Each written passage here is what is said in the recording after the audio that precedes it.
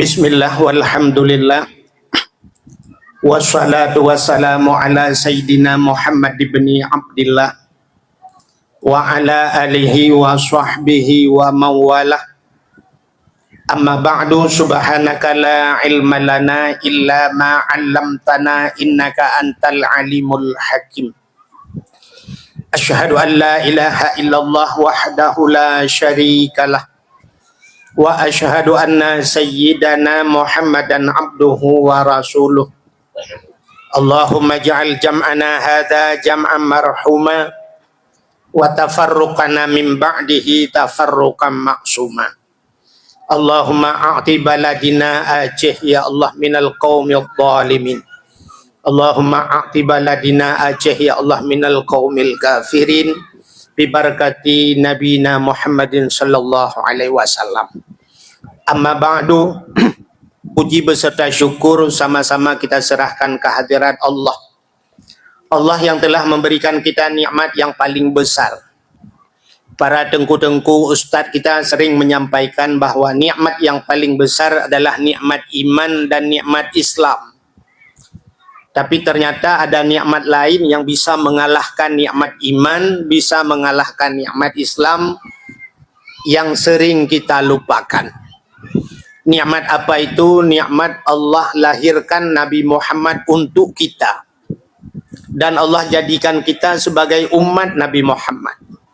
Dalam sebuah hadis kudusi Allah mengatakan, laulaka ya Muhammad ma khalaqtu aflak. Andai kata bukan karena engkau ya Muhammad, kata Allah, sungguh tidak kuciptakan dunia ini dan isinya. Andai kata Nabi Muhammad tidak dijadikan oleh Allah, mustahil kita ada. Kalau kita tidak ada, kita tidak pernah merasakan nikmat iman dan nikmat Islam.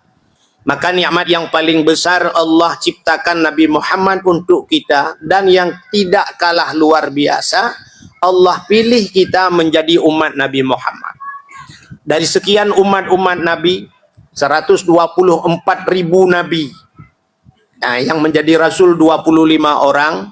Tapi dari sekian Nabi-Nabi itu Allah ciptakan umat-umatnya. Nabi Nuh punya umatnya, Nabi-Nabi lain ada umatnya. Tapi Allah pilih kita jadi umat Muhammad. Kita tidak pernah request pada Allah. Kita tidak pernah pesan pada Allah agar jadi umat Muhammad. Tapi Allah memilih kita jadi umat Muhammad. Artinya kita umat yang pilihan. Apa kelebihan kita menjadi umat Nabi Muhammad sehingga malam ini juga kita masih memperingati sejarah hijrahnya? Kelebihan umat Nabi Muhammad beda dengan umat Nabi lain. Umat Nabi lain di akhirat nanti setelah diperiksa, dihisap oleh Allah, diperiksa amal kebajikan, keburukan. Yang masuk surga, masuk neraka, masuk neraka. Kita juga demikian, tapi bedanya di mana? Umat Nabi lain setelah masuk neraka final, dikunci pintu, nggak keluar lagi. Tapi umat Muhammad itu, walaupun sudah masuk neraka itu, masih ada harapan untuk keluar. Maka ini sering dinyanyikan, dikasidahkan oleh orang-orang Aceh di menasah, di masjid dulu-dulu habis azan. Setia taat Nabi Muhammad, dijakco umat dalam neraka. Kan ada bahasa begitu. Nabi Muhammad itu mengambil umat di neraka. Ke api tutung hana geingat. Artinya api yang panas itu Nabi tidak teringat. Api itu lari nanti, tinggal umat Muhammad itu. Dijemput umat Muhammad itu dibawa keluar. Siapa yang dijemput itu? Mereka yang punya iman. Umat Muhammad yang punya iman. Mukmin ini terbagi dua. Mukmin itu artinya beriman. Orang beriman itu terbagi dua. Ada mukmin yang pertama namanya mukmin taat. Mukmin taat ini langsung masuk surga dia.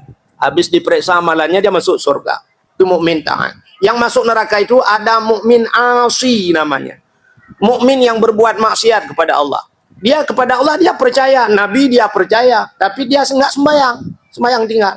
Ditanya nanti, kok Allah percaya, Nabi mana percaya, kenapa enggak sembahyang? Aduh, sibuk di sawit itu. Sibuk di sawah. Nah, ini alasannya. Tapi sembahyang itu wajib kan? Wajib. Kenapa enggak sembahyang? Itu saya ngebor malam. Inilah yang masuk neraka. Itu masih ada harapan keluar dia dari neraka. Di pintu neraka, pintu surga itu ada tulisan di pintu surga. Apa tulisan di pintu surga? La ilaha illallah Muhammadur Rasulullah. Maka di Ka'bah itu tulisannya. La ilaha illallah. Maka itulah dengan kalimat itu alaiha nahya. wa 'alaiha namutu. Dengan kalimat tersebut kita hidup dan dengan kalimat tersebut kita mati. Kalau kita mati sempat membawa kalimat itu, mangkana akhiru kalami la ilaha illallah dakhalal jannah. Siapa yang akhir hidupnya dapat mengucap la ilaha illallah itu masuk surga. Kenapa masuk surga? Karena pintu surga itu tulisannya. Jadi begitu la ilaha illallah kita baca, kayak ketekan remote, pintu surga terbuka, mati kita masuk. Nah, itu pintu surga ada tulisan la ilaha illallah. Tapi di pintu neraka juga ada tulisan. Ibu pernah lewat dari situ? Apa tulisan di pintu neraka itu?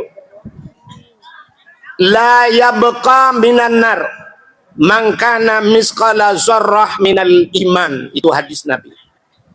La yabqa minan nar, tidak akan kekal di neraka ini. Artinya tidak akan abadan abadi, tidak mungkin selama-lamanya di neraka. La yabqa minan nar man kana misqala zarrah minal iman. Mereka yang punya sedikit iman. Sedikit iman. Apa itu iman itu? Amantu billah, amantu birrasul. Itu dua macam aja sudah. Amantu billah, percaya kepada Allah. Amantu birrasul, percaya kepada Rasul. Malam ini kita dua macam itu kan sudah ada. Kita percaya pada Allah, percaya pada Nabi, maka hadir malam ini. Kenapa kita hadir? Ingin dengar cerita Nabi, karena kita percaya Nabi. Bukan datang kemari untuk melihat makhluk yang bernama Abdul Wahid. Kalau hanya melihat Abdul Wahid kan rugi, Ibu. Lebih baik kita undang Abdul Somad, ya kan? Tapi karena ingin dengar cerita Nabi, maka orang yang ada iman, dia percaya kepada Allah, percaya kepada Nabi, nanti dia keluar dari neraka. Itu kelebihan umat Muhammad. Walaupun masuk neraka ada harapan keluar. Jadi mudah-mudahan kita minta pada Allah, kita yang hadir malam ini, ibu, bapak, saya ini, kita ini, coba ibu lihat saya lihat ibu lihat bapak, kita saling lihat malam ini. Kita ini cocok isi surga, Bu? Cocok. Yang bilang cocok itu memang muka nggak malu. Kita isi surga. Sholat banyak tinggal, puasa nggak ada, ngajinya pun nggak tentu, kita terkut alum kabirah. Tinggal mengaji itu dosa besar, Bu. Bukan tinggal sholat aja dosa besar. Orang nggak ngaji dosa besar, dia nggak tahu agama dia. Dosa besar, nggak beri zakat, apalagi ibu-ibu dosa dengan orang tua, dosa terhadap anak-anak kita, tidak kita berikan pendidikan, dosa dengan suami. Ini kan muka-muka dosa dengan suami semua ini. Waktu ditanya, cocok isi surga, cocok, kan nggak malu, kan? Maka ini kita lebih cocok isi neraka. Maka kalau masuk surga, alhamdulillah. Tapi kalau masuk neraka memang udah calon kita ini, ya kan? Tapi kita minta pada Allah, neraka itu tidak sanggup kita tahan. Jangankan untuk tahan api neraka, api rokok saja kita nggak sanggup, ya, bukan? Tapi kita mohon pada Allah, andai kata kita ini isi neraka, mudah-mudahan nanti Nabi Muhammad masuk ke neraka untuk menjemput kita di neraka. Itu harapan kita. Maka ini kelebihan yang pertama, Allah ciptakan Nabi Muhammad jadi nabi kita jadi umat Nabi Muhammad. Selawat teriring salam, mudah-mudahan senantiasa Allah lipat gandakan dan Allah curahkan kepada junjungan alam Nabi kita Muhammad sallallahu alaihi wasallam, kepada keluarga dan para sahabat, juga kepada seluruh tabi'in dan tabi'in, juga kepada seluruh ulama-ulama, baik itu ulama mujtahid, ulama tarjih, ulama salaf dan ulama khalaf, ulama mutakaddimin dan ulama mutaakhirin, baik ulama itu yang sudah terdahulu dan ulama-ulama sekarang.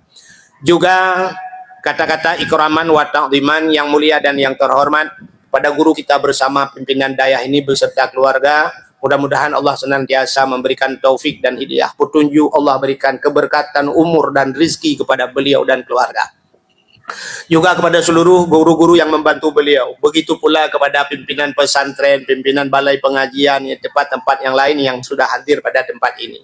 Juga yang mulia dan yang terhormat Bapak Mukim kita. Nah, itu Pak Mukim kita, Pak Mukim Ibu, tapi warga kampung saya dulu. Nah, Bapak Mukim kita ini di kampung saya dulu. Tinggal beliau di rumah sekolah SD. Beliau bilang tadi 11 tahun di SD. 11 tahun SD, orang lain 6 tahun, dia 11 tahun SD. Pak Mukim kita. Tapi luar biasa, begitu tamat SD 11 tahun jadi Mukim. Orang lain tamat SD, sepasa sambung SMP, SMA dulu. Beliau enggak, keluar dari SD langsung jadi Mukim. Jadi ke penghormatan saya juga kepada Bapak Kepala Desa kita. Ya, saya hampir di daerah kami nggak ada lagi Bapak Kepala Desa. Pak kampung kamu anak bicik le. Kami di sana udah dibalik Datuk. Saya hampir bilang Datuk, jadi lupa. Nah, Bapak Kepala Desa kita, begitu juga Bapak Kepala Desa kampung-kampung lain mungkin yang sudah hadir pada tempat ini. Juga beserta seluruh perangkat desa yang ada di kampung kita. Juga kepada unsur Musbika, kalau ada hadir Bapak Camat, Kapolsek, dan Ramil atau Babinsa atau yang mewakilinya. Juga penghormatan saya kepada seluruh hadirin wal hadirat yang berhadir dan kepada protokol yang telah memprotokoli saya. Ibu-ibu, hadirin wal hadirat yang berhadir, malam ini saya tadi ada dia bilang, ada yang mengatakan, Pak Tengku, Pak Ustadz, tolong ceramahnya bahasa Indonesia. Nah, di sini banyak orang Jawa, Bu ya. Wis keputuk Jawa kami Jawa loh. Aku tenan wong Jawa. Sing gak percaya tak tekon kami basa Jawa. Neng kene Jawa asli apa Jawa palsu?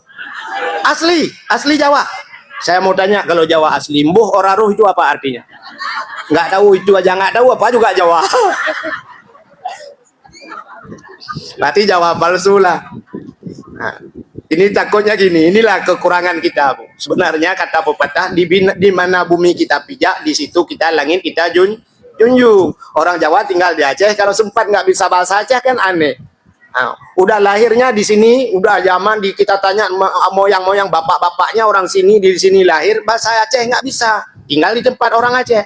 Ditanya orang di mana tinggal, di Perla. Bisa bahasa Aceh? Nggak bisa. Tumbuh gundu. Ya kan? Nah, ini ada kejadian, Bu. Inilah ada orang Aceh kawan dengan orang Jawa, tapi sama-sama nggak tahu. Ngopi bareng di kedai, tapi nggak tahu, orang Aceh nggak tahu bahasa Jawa, orang Jawa nggak tahu bahasa Aceh. Kebetulan dua-dua pergi ke sawah. Waktu ke sawah dua-dua, orang Jawa bawa parang. Di tangan orang Jawa itu ada parang. Sampai di tengah sawah ada ular, Bu. Keluar ular, besar kali ularnya. Begitu ular itu keluar, orang Jawa bilang sama orang Aceh, Mas, ini ulo Mas.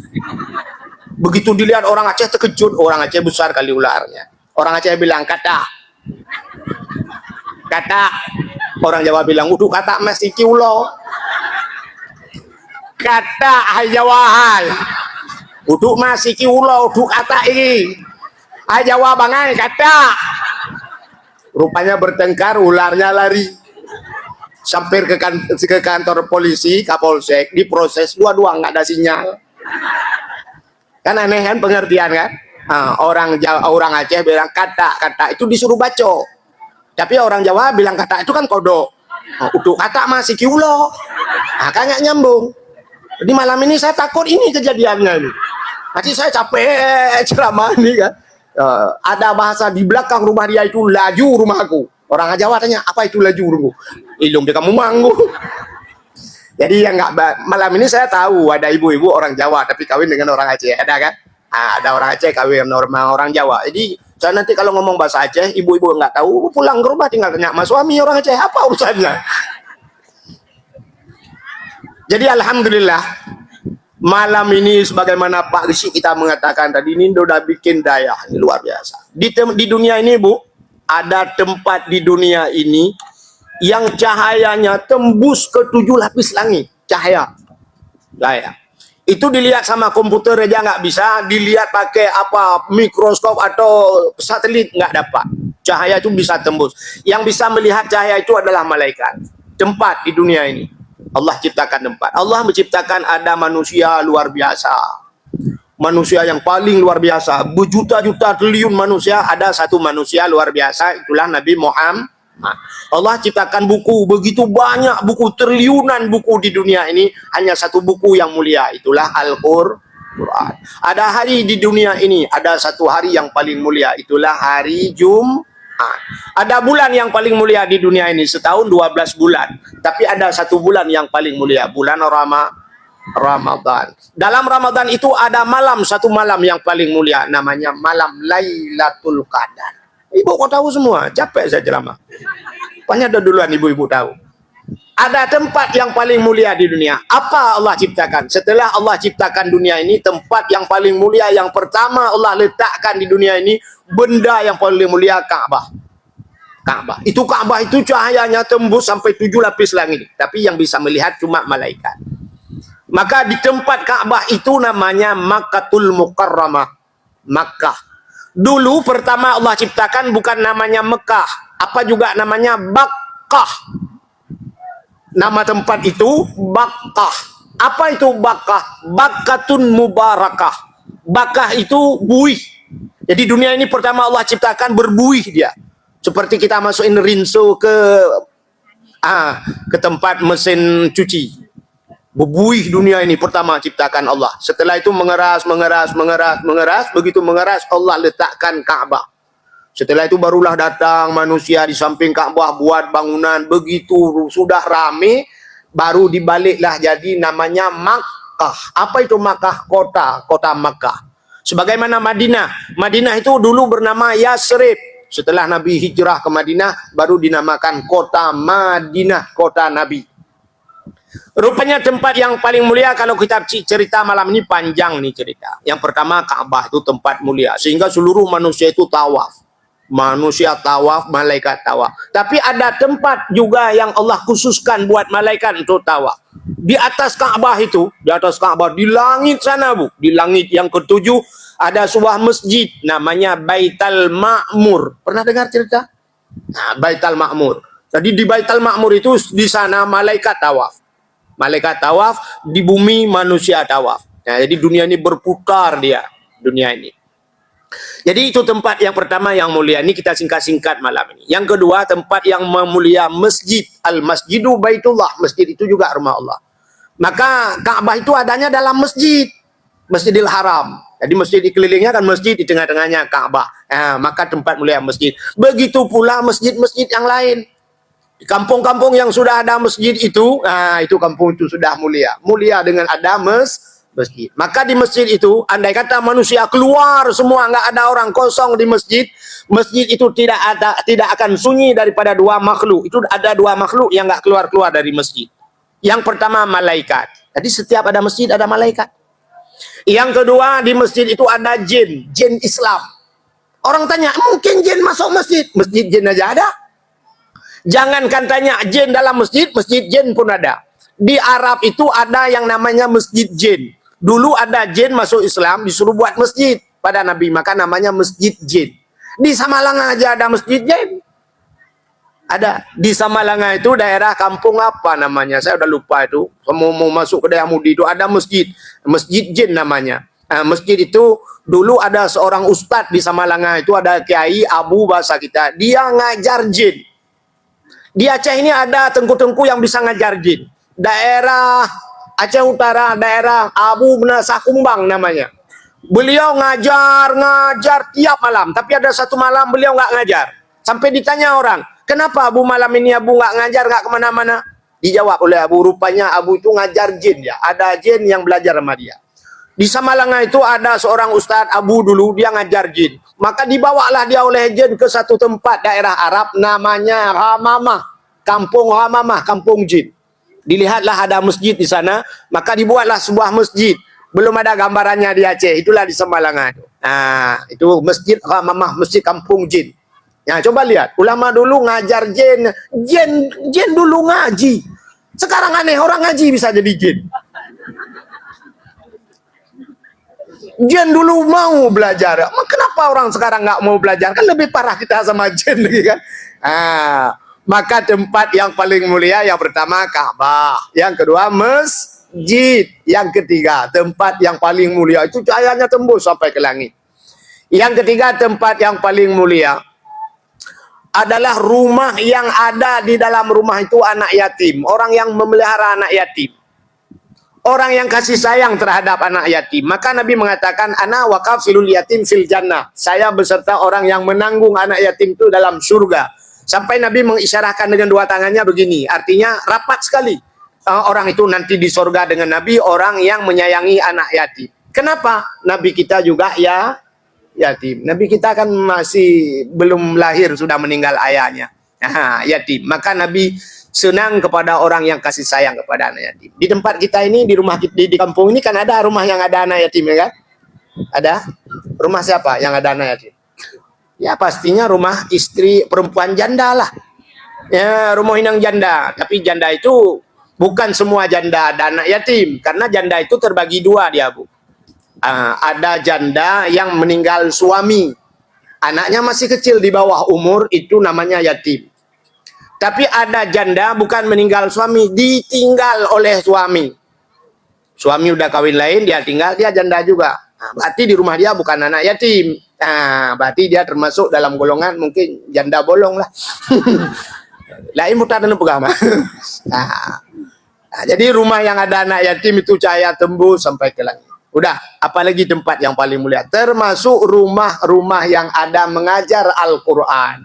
Mengajar kitab-kitab yang menyangkut dengan syariat Islam. Termasuk pesantren. Nah, ini pesantren. Walaupun kita lihat kayak begini nih tempatnya. Tapi ini tempat ini cahayanya tembus ke langit 7 lapis langit. Ini tempatnya. Luar biasa kemuliaan. Maka luar biasa kampung kita kalau ada masjid, ada tempat pengajian, ada anak yatim, luar biasa. Jadi alhamdulillah malam ini kita ada pada satu tempat yang cahaya yang disaksikan oleh malaikat. Mungkin kita malam ini juga insyaallah kita juga sedang disaksikan oleh malaikat. Hadirin ibu bapak yang dimuliakan Allah. Malam ini kita masih dalam suasana bulan Muharram. Nah, ini perlu kita ajarkan kepada anak-anak kita tentang nama bulan. Maka orang-orang dulu, fanatik orang dulu ngajar anaknya sampai anaknya pun diberi nama dengan nama bulan supaya teringat ya dengan bulan-bulan Arab. Bulan pertama dalam bulan Arab adalah Muharram. Setelah Muharram Safa, habis Safa tahu Marwah. Itu bukit Safa dengan bukit Marwah. Nah, habis Muharram Safar Rabiul Awal, Rabiul Akhir, Jumadil Awal, Jumadil Akhir, Rajab, Sya'ban, Ramadan, Syawal, Dzulqa'dah, Dzulhijjah, 12 bulan setahun. Nah, coba. Sekarang anak-anak sekarang banyak nggak tahu itu. Kita paling hafal itu Januari, Februari, Maret, April, Mei, Juni, Juli, Agustus, Desember, Oktober, November, Desember dan sebagainya. Orang dulu sampai lahir anaknya pun diberi nama-nama bulan. Bulan Arab. Lahirnya di bulan Muharram, diberi nama Muharram. Ada kawan saya dulu waktu saya ngaji di Langsa di Darul Huda dulu, kawan saya namanya Muharram. Itu Muharram lahirnya. Apa peristiwa Muharram ini? Peristiwa Nabi hijrah, berangkat Nabi dari kota Mekah menuju ke Madinah. Maka hijrah itu, nah orang-orang yang berangkat hijrah itu dinamakan kaum muhajirin. Maka orang dulu lahir di bulan Muharram itu namanya muhajir. Jadi ada anak-anak yang diberi nama muhajir, itu Muharram lahirnya. Kalaupun tidak nama muhajir, di Madinah itu ada orang yang menunggu kedatangan Rasul namanya kaum Ansar, kaum penolong. Maka orang Aceh dulu kalau lahir anak di bulan Muharram diberi nama Ansari. Nah, menyangkut dengan bulan. Habis bulan Muharram ini bulan Safar, lahir dalam bulan Safar namanya Safaruddin. Lahir di bulan Maulid namanya Maulidin. Oh, perempuan tengku tambah sikit Maulidah. Lahir habis bulan Maulid, bulan Rajab, maka diberi nama Rajab. Ada Tengku Rajab namanya, ada di Aceh. Lahir dalam bulan Sya'ban namanya Sya'bani. Lahir di bulan Ramadan namanya Ramadhani. Lahir di hari raya bulan Syawal namanya Syawaluddin. Orang dulu. Kita sekarang enggak begitu lahir, enggak tahu bulan Arabnya. Kita lihat bulan kalender. Lahir pas bulan 7, bulan Juli. Yang laki-laki si Juli. Yang perempuan, ya Juliana lah. Pas lahir di bulan Agustus, yang laki-laki si Agus. Yang perempuan pasti Agustina. Yang anehnya lahir di bulan Oktober, yang laki-laki si Ok. Yang perempuan Oktober ya. Ilham Mapungoya. Sudah nggak teringat lagi dengan bulan Arab, bulan sendiri lupa. Coba lihat, Muharram ini tahun baru, tapi banyak orang lupa. Pemimpin kita aja lupa. Coba lihat Muharram, kapan ada peristiwa Muharram misalnya? Contoh. Nyor pernah live orang udah koi gelong punya betul leureuk. Di kantor gubernur, di kantor bupati, kantor camat, kan nggak ada memperingati Muharram besar-besaran. Nggak ada tahun baru kita. Malah kita kadang-kadang terbalik buat konser buat menyambut Muharram konser maka ilham urut. Tapi kalau tahun baru, coba lihat tahun baru 1 Januari, orang bikin pesta luar biasa. Malam 1 Januari itu ditunggu-tunggu orang. Kasih jam besar, orang ngumpul di lapangan, lihat jam semua, mata lihat jam, nunggu jam itu jarum jamnya bersatu, ngumpul. Malah di detik-detik terakhir itu hitungan mundur lagi. 60, 59, 58, 57, 56, 55, 54, 53, 52, 51, 50. Udah hampir 5 menit lagi. Wow! Begitu jarum jam itu bertemu, senang kali kafir-kafir itu. Yang punya senjata tembak ke atas. Cemimbak. Yang punya senjata. Enggak punya senjata malam itu bakar mercon. Ratusan ribu habis uang bakar marcon.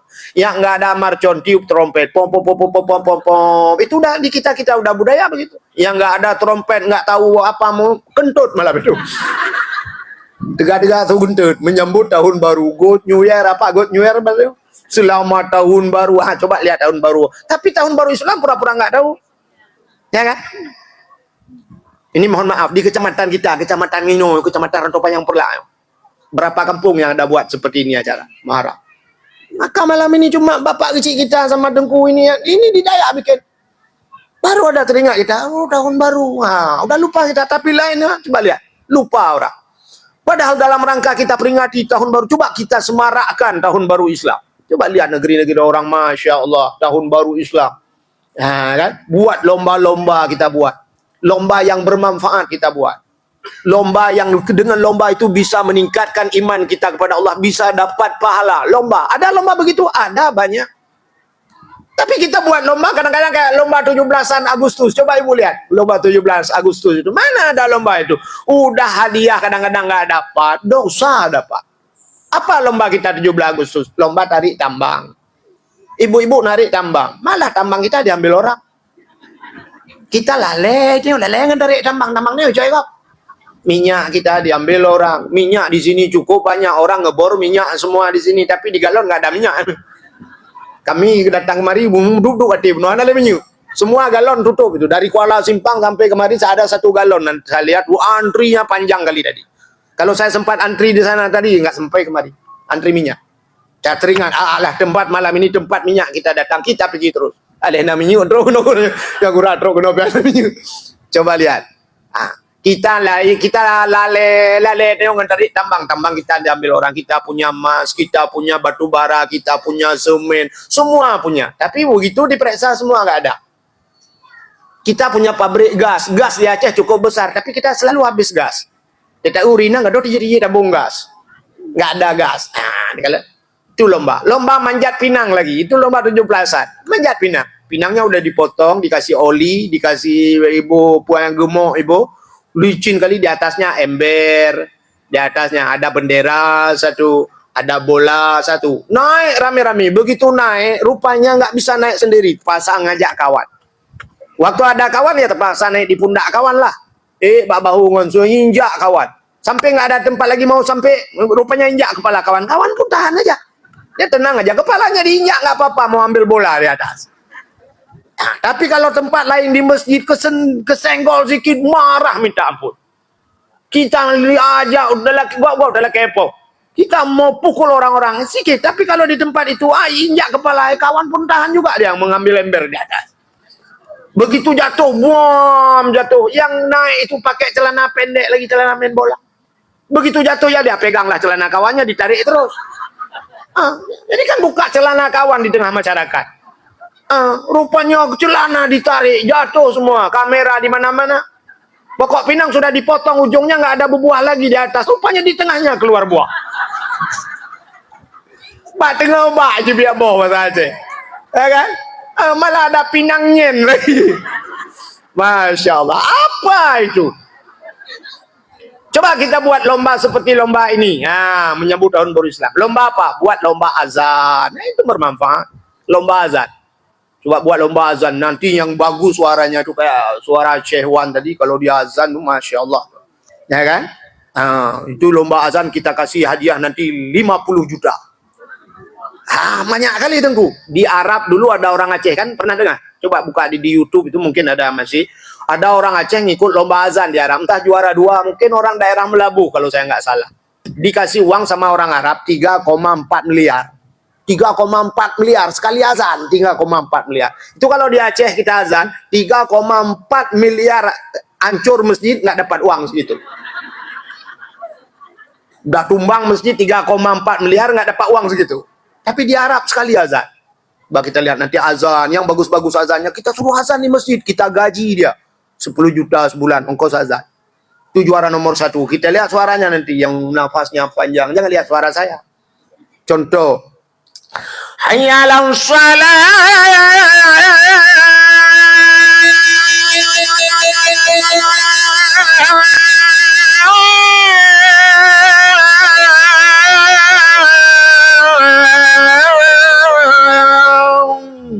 suruh adzan maghrib. Kalau suaranya bagus, maghrib adzan, banyak orang dengar. Kurang bagus sedikit, isya, itu udah banyak orang buka TV. Isya, ya la salah, isya, nggak apa-apa, itu orang udah sibuk semua.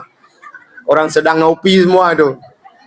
Kalau ada yang hancur lagi, itu subuh kita suruh azan. Allahu Akbar. La ilaha illallah. Subuh itu yang dengar Pak Imam. Udah suaranya jelek, salah lagi. Pak Imam sedang ngambil wudhu di bak itu kan. Pak Imamnya bilang, "Oi, salatu khairun minan naum enggak kau baca?" Dia mic-nya di tangan. Dia bilang ini, "Udah lupa." Dia tanya lagi sama Pak Imam, "Baca lagi." Pak Imam bilang, "Udah, enggak usah lagi." Enggak mau baca lagi pun bisa. Pak Imam bilang, "Jangan bilang di mic lah, orang tahu semua." Ya, lupa juga. Jadi sekampung orang tahu semua dia merepet sama Pak Imam kan. Coba. Allahu Akbar, Allahu Akbar, Allahu Akbar, Allahu Akbar. Ekonya kepanjangan. Contoh. Bukan ngeji azan. Cuma suara mic kan sering gitu, bukan? Ada yang satu, tu. Doa, wah. Itu nggak selesai itu masalahnya. Akhirnya yang berbahagia, buat lomba azan. Lomba apa lagi? Lomba tahfidz Quran. Baca Quran. Bikin lomba itu. Ini kan berpahala tuh. Lomba hafal Quran bila perlu di kampung kita buat lombanya campur aduk. Artinya orang tua, dewasa, anak-anak campur semua. Nggak usah bikin klub, jangan ini tingkat, nggak usah bikin tingkat, ini remaja, ini dewasa, jangan bikin itu, campur terus. Siapa yang bisa hafal 1 juz, kita kasih uang 1 juta. 2 juz, 2 juta. Kalau 30 juz dia hafal, 30 juta udah dapat tiket umrah 1. Nah, coba buat supaya orang hafal Quran. Nanti yang tua-tua yang nggak bisa, dia nggak bisa. Memang jangankan 1 juz Fatihah aja nggak bisa. Alhamdulillah. 1 juz nggak bisa, kita kasih hadiah jus jeruk. Banyakin jeruknya, jangan taruh gula biar asam sedikit, biar mencret, biar cepat dia pulang kepada Allah Ta'ala terus. Bikin lomba, kan bermanfaat kan? Lomba tahfidz Quran, lomba sama dia, lomba baca kitab kuning. Itu lomba-lomba yang bermanfaat. Lomba tajhid mayit, cara memandikan mayit, cara mengkafankan mayit, doa mayit. Itu penting, Bu. Ibu bilang nggak penting. Coba lihat, kita tes malam ini ya. Ini di pesantren ya kan. Kalau orang laki-laki meninggal, misalnya yang meninggal laki-laki, kita baca doanya kayak mana? Coba ibu dengar. Betul saya baca Allahumma ghfir lahu, ya kan? Warhamhu wa'afihi wa'afanhu, semuanya kan. Kalau yang perempuan, Allahumma ghfir laha warhamha wa'afihi wa'fu anha wa akrim nuzulha, betul kan? Itu hu laki-laki, ha perempuan. Kalau sempat 2 orang, laki-laki 1, perempuan 1, kayak mana cara baca? Lahu laha. Allahumma ghfir lahu laha warhamhu. Rupanya inilah perlu, begitu kita ngaji di sini diajarkan kitab yang paling kecil Zamun namanya. Kita tasrif itu kan, huwa, huma, hum, hiya, huma, hunna. Huwa seorang laki-laki, huma 2 orang laki-laki, hiya seorang perempuan. Huma kalimatnya sama rupanya, huma 2 orang perempuan. Jadi untuk 2 orang perempuan itu huma, untuk 2 orang laki-laki juga huma. Kalau 1 laki-laki 1 perempuan artinya 2 huma juga. Maka bacaannya Allahumma ghfir lahuma warhamhuma wa'afihi wa'fu anhuma wa akrim nuzulahuma, dan seterusnya. Kan huma. Lahu laki-laki, laha perempuan. Kalau yang matinya bencong,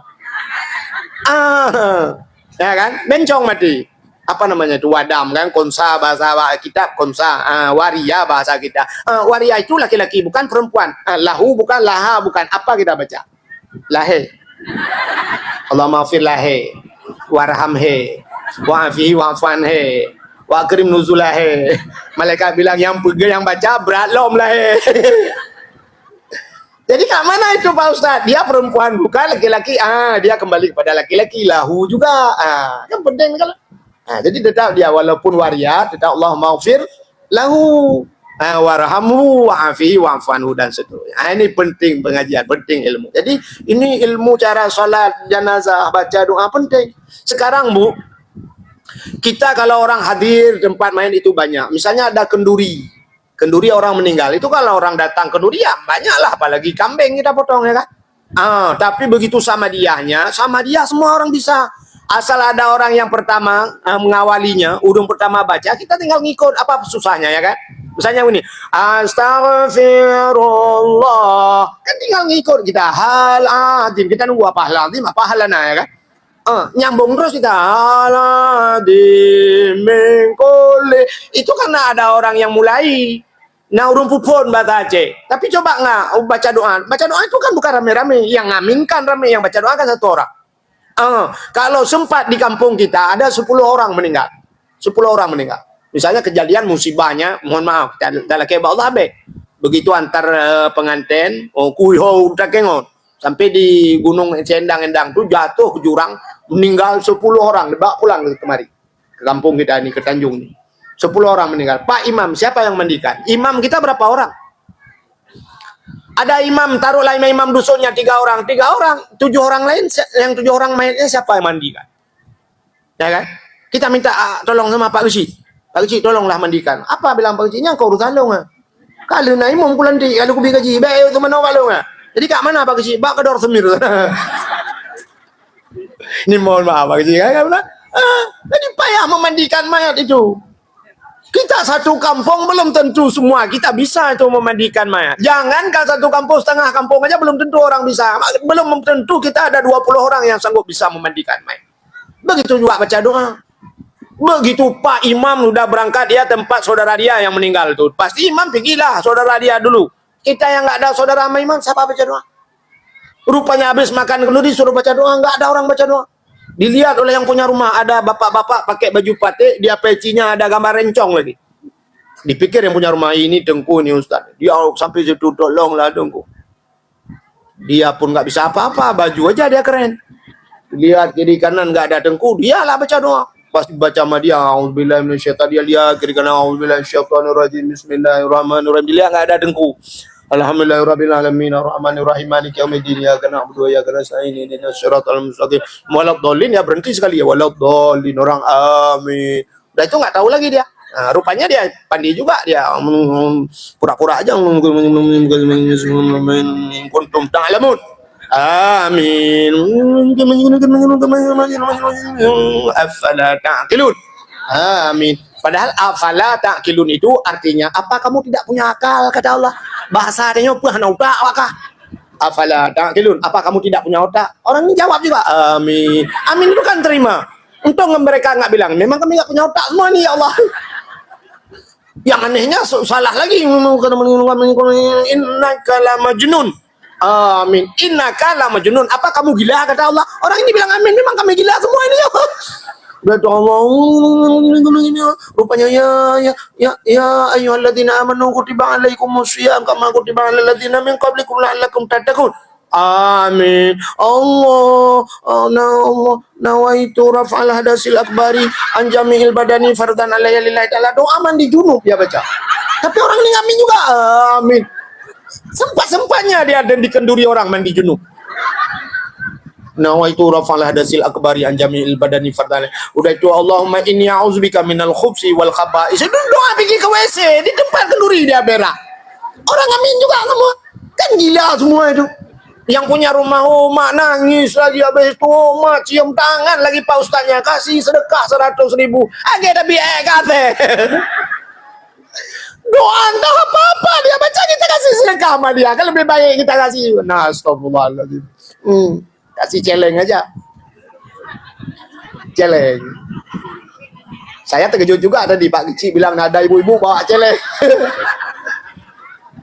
Wis enek nek kene wong wedok kok golok celeng. Nah, celengan kan. Ni Pak Kecil BO talah pada buka. Punya celengan, dumpat petopeng, mamnya celeng gembui betul jauh. Wah dia Pak Kecil belum buka ada ibu-ibu bawa celeng berarti ibu-ibu mebui.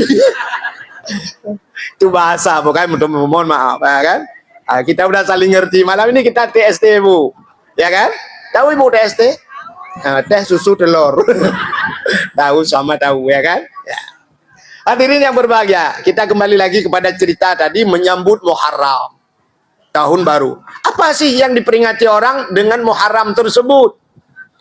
Muharram Nabi kita hijrah dari Mekah menuju ke Madinah. Apa penyebab Nabi kita hijrah? Yang pertama, perintah Allah.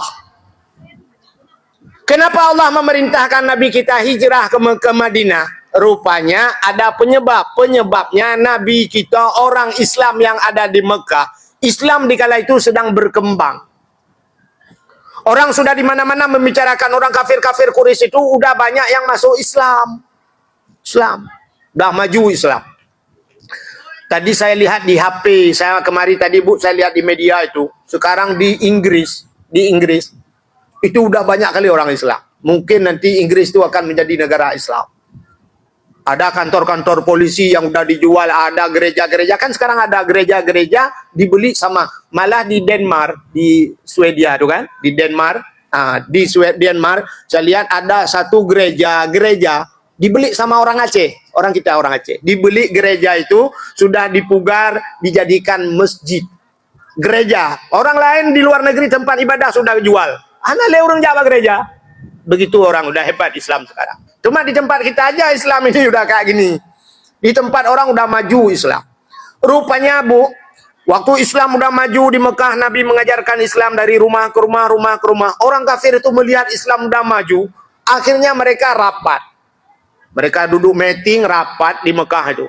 Mereka membicarakan, ini udah di mana-mana udah orang Islam semua ini. Ini kalau kita biarkan, kata kafir-kafir itu, kalau kita biarkan Islam ini, akan hilanglah agama nenek moyang kita.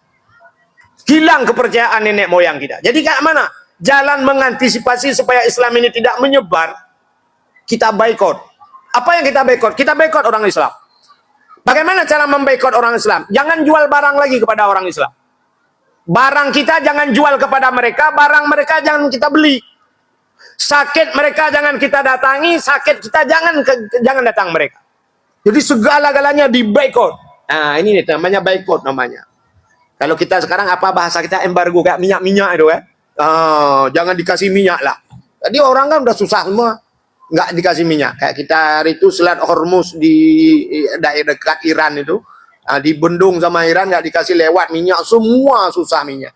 Semua ada Selat Hormuz. Kita di Aceh ada juga Selat Hormuz, di Matang Gelempang 2 di Duku Tablang itu. Maka orang Jembrang udah ada Selat Hormuz tuh, titi putus ya kan. Rupanya orang-orang Mekah itu boikot lah. Semua orang udah kelaparan Bu. Mereka punya uang nggak bisa beli barang. Jadi melihat kondisi itu, Nabi bilang kepada orang-orang yang Islam, wahai orang-orang yang sudah Islam, kita ini sudah diboikot sama kafir ini. Jadi kita ini jangan lagi tinggal di sini. Kemana ya Rasul? Berangkat. Cari tempat perlindungan, cari tempat yang aman. Kemana ya Rasul? Ke Madinah. Kita ke Madinah. Berangkat kalian ke Madinah. Cara berangkatnya, jangan rame-rame kata Nabi. Jangan rame-rame. Kenapa? Kalau rame-rame sekaligus kita berangkat, bahasa kita sekarang di sweeping, kita semua dapat. Kita semua ditangkap. Jadi bagaimana ya Rasul cara berangkatnya? Misalnya habis maghrib 10 orang, nanti habis isya 20, hampir subuh berangkat lagi. Begitu caranya, berangkat.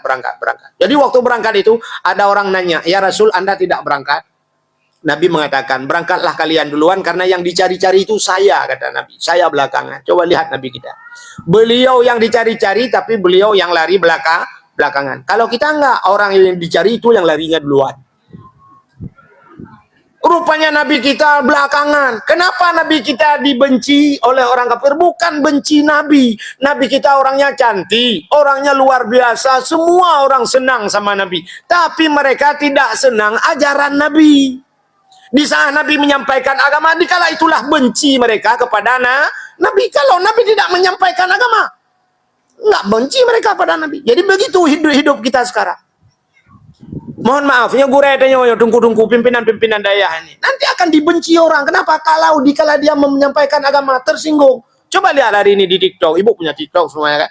Coba TikTok. Orang Aceh sekarang benci. Ada orang-orang Aceh. Bukan mendum lah kemah. Bukan semua. Tapi ada orang Aceh yang berani agama. Abu Mudi, Jituna, yang di luar negeri. Kenapa mereka benci Abu Mudi? Bukan Abu Mudi, bukan ulama mereka benci. Benci mereka terhadap pendapat ulama itu. Di saat mereka sampaikan agama. Tapi mereka kalau agama tidak sampai, hana pegat aku. Pegah orangnya kamu no bahasa Aceh. Menyo dengku geduk semua buat gero. Baik pegah-pegah ke kamu. Yan baru betul dengku. Jadi dengku itu harus ngaji. Jadi daya. Agama itu jangan dibawa keluar. Begitu dibawa keluar agama itu. Agama itu memang tidak disenangi nafsu kita. Nafsu kita itu tidak senang kepada agama, Bu. Karena agama itu kita anggap kita semua memenjarakan kita. Coba lihat agama. Mencuri nggak boleh. Korupsi hancur dengan agama. Membunuh tidak boleh. Berzina tidak boleh. Agama apa? Tak ada orangnya kafir-kafir di luar. Mereka hubungan bebas, seks bebas. Kita bilang, kok mengai ke kafir je? Tapi agama kita melarang itu. Maka benci orang kepada agama. Maka benci siapa yang menyampaikan agama. Han cocok dengan nafsu. Maka di saat kita sampaikan agama begitu. Maka dikatakan oleh Nabi, agama akhir zaman.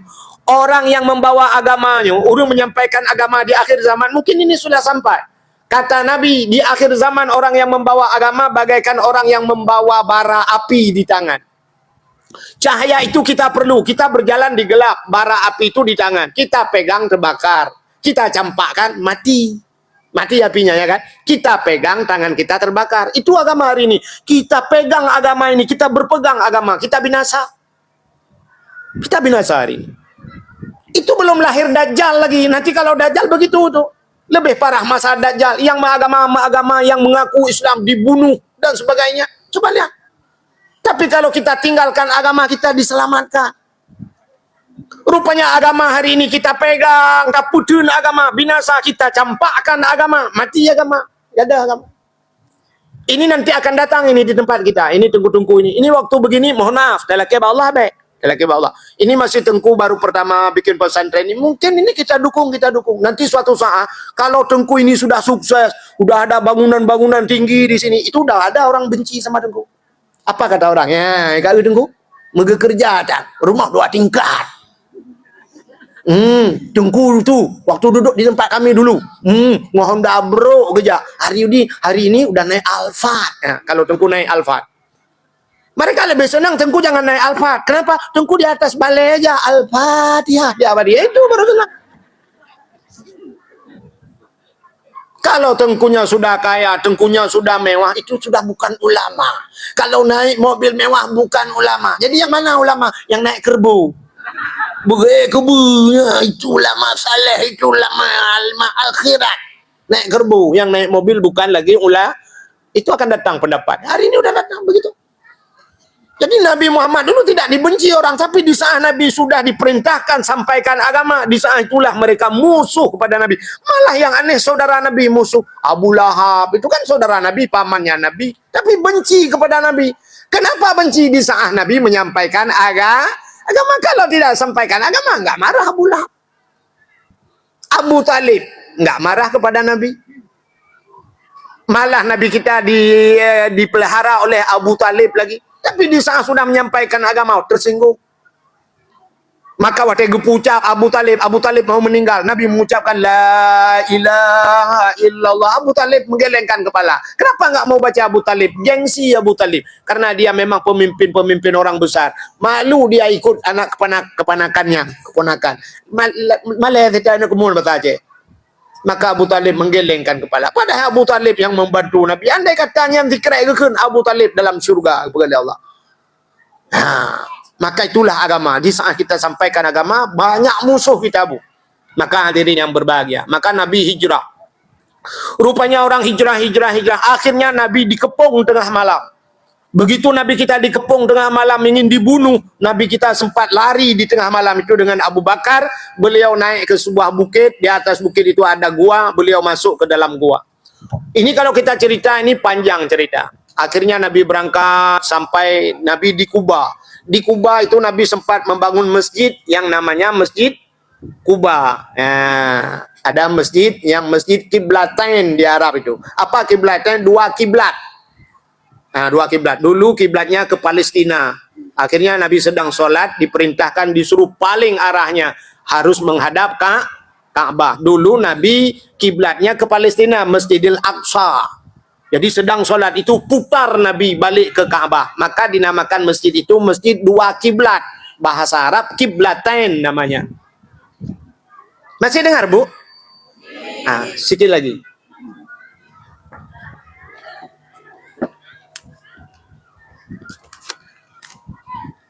Oh, panitia mau cari sumbangan untuk daya. Saya pikir disuruh turun, Bu. Nanti kalau ada bawa celengan, celeng sih. Ibu kasih sedekah ya, niat pahala untuk orang tua, untuk suami yang sudah nggak ada lagi, anak yang meninggal. Ini kirim pahala. Ya Allah, sampaikan pahala saya kepada orang tua saya.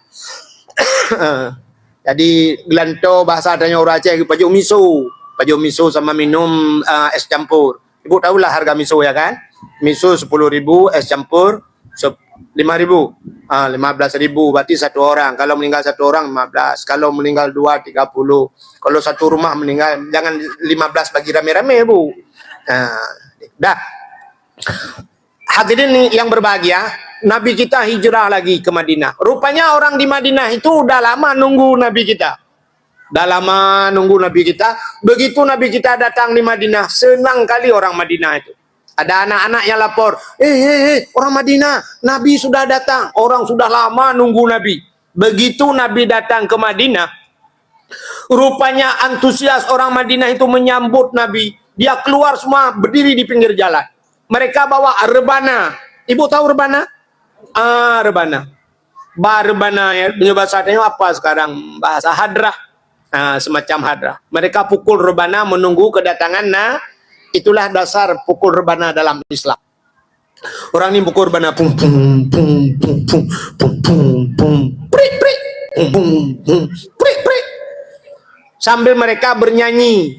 Apa nyanyian orang Madinah menunggu Nabi? Coba dengar. Tala'al badru alaina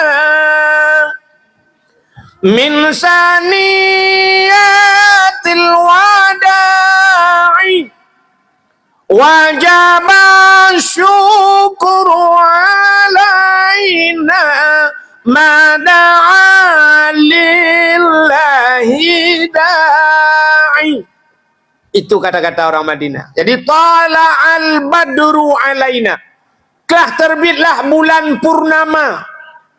Begitu Nabi kita datang, mereka melihat Nabi begitu cantik Nabi kita, sehingga mereka mengistilahkan Nabi kita dengan bulan purnama. Padahal bahasa Arab, coba lihat, ada syamsul wal qamar. Syamsun matahari, kamarun kamar. Tapi mereka tidak memanggil Nabi, mengatakan Nabi dengan kamar.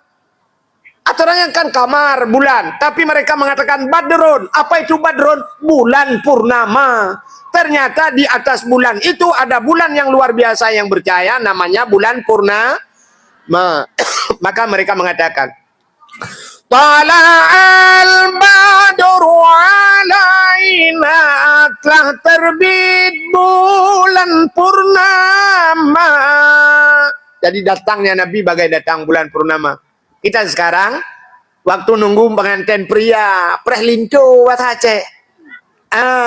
Datanglah seperti urung-urungnya, seperti Syekh Wan di sini ya kan. Udah dalai. Begitu pengantin pria datang, mereka berdiri. Bacalah itu Tala'al badru alaina. Kalau kita artikan telah terbit bulan purnama, itu kalau kita nggak lihat pengantinnya. Anak tak lintu. Begitu kita lihat pengantin prianya, paksa kita balik. Telah terbit bulan gerhana. Gerhana dia lintu. Hitamnya luar biasa. Bukan masalah kulitnya hitam. Tapi yang jir ke masalah bahasa Aceh, kai jambek kuto kagak sien bek beo. Ini kalau sempat campur ini dua macam, bek gasin bek beo, udah miskin jangan malas, udah hitam jangan kotor. Ini yang luar biasa, kulit hitam bukan luarnya aja hitam, dalam hitam. Paling kurang kayak buah manggis lah, hitam luar dalamnya putih. Ini enggak, udah kulit hitam agen tabu sabu pula. Agen tabu tabu. Kalau di sini ya kena yang ngambil sawit malam-malam ya. Ninja sawit. Begitu datang ninja sawit itu kita bilang telah terbit bulan gerhana, bulan purnama ada apa? Begitu dia kawin di kampung kita 2 hari tempo gesik sama Pak Imam diambil Kapolsek. Pak Imam dia kerja juga, kok saya dipanggil Kapolsek? Ada apa ini Pak Kapolsek? Itu yang datang ke tempat kampung Bapak itu pengantin kemarin itu DPO Pak, kepap. Rupanya orang dalam percayaan orang juga dia, udah lama dicari-cari juga. Hadirin yang berbahagia, jadi Nabi kita hijrah. Apa peristiwa yang luar biasa selain daripada peristiwa hijrah? Malah ini kita potong-potong cerita. Itu peristiwa hijrah Nabi. Ini Muharram, ini peristiwa yang luar biasa. Terjadi pada 10 Muharram. 10 Muharram. 10 itu bahasa Arab. Ibu tahu bahasa Arab? Bisa bahasa Arab? Sikit-sikit bisa kan? Coba ibu lihat kemari. Wahidun. Salah bu. Wahid itu kan pidato malam ini. Ibu nggak tahu nama saya? Tahu, kok bilang wahid satu? Wah, bahasa Arabnya memang begitu. Wahidun 1, isnani 2, salasatun 3, arbaatun 4, khamsatun 5, sittatun 6, sab'atun 7, samaniatun 8, tis'atun 9, asyaratun 10. Jadi 10 Muharram itu ada peristiwa namanya Asyura. Kenapa dinamakan Asyura? Asyara 10. Itulah pas kejadian di 10 Muharram. Apa peristiwa 10 Muharram? Peristiwa 10 Muharram itu banyak sekali peristiwa. Nabi begitu hijrah ke Madinah, sesampai di Madinah orang Yahudi puasa semua. Yahudi itu puasa dia. Yahudi puasa. Nabi tanya sama Yahudi, Yahudi, kenapa kalian puasa? Yahudi itu menjawab, hadza yauma Asyura. Ini hari 10 Muharram, Asyura. Memangnya ada apa kalian dengan 10 Muharram itu, kata Rasul? Yahudi itu menjawab, kami bersyukur kepada Tuhan kami karena di 10 Muharram itu tenggelamnya Fir'aun. Tenggelam Fir'aun itu waktu mengejar Nabi Musa. Nabi Musa, coba lihat, Nabi Musa itu pernah tinggal di tempat Fir'aun. Nabi Musa itu dibesarkan di istana Fir'aun. Tapi kenapa Musa itu dikejar oleh Fir'aun? Coba ibu jawab. Padahal dari kecil Nabi Musa itu di istana Fir'aun. Di saat Nabi Musa menyampaikan agama. Coba lihat, kan masalahnya agama juga. Begitu Nabi Musa menyampaikan dakwah kepada Fir'aun, dikejar. Walaupun dia anak, istilah bahasa kita, anak angkat Fir'aun. Dikejar Musa itu dengan pasukannya, dengan pengikutnya. Dikejar oleh pasukan Fir'aun sampai di laut, di pinggir laut. Begitu sampai di pinggir laut, Allah mengatakan pada Nabi Musa, Musa, hantamkan tongkatmu ke laut. Nabi Musa ada tongkat, dihantamkanlah tongkat itu ke laut. Pecah laut, terbelah laut itu 2. Begitu terbelah laut itu, di tengah laut itu ada jalan. Maka kata Allah, Musa, ajak orang beriman masuk ke dalam laut. Masuklah Nabi Musa, karena jalannya bagus. Masuk Nabi Musa. Bagus sekali jalannya, bu, luar biasa. Rupanya datang Fir'aun. Begitu datang Fir'aun di pinggir laut, dia lihat, loh, ini siapa yang buat jalan ini? Ini anggaran APBN apa APBI? Siapa pegang tender? Cukup bagus jalan itu masa Fir'aun. Sama jalan sekarang. Oh, bagus jalan masa Fir'aun lah. Saya juga tadi waktu masuk kemari saya lihat jalan. Masya Allah. Saya pikir ini nggak pernah masuk Fir'aun kemari.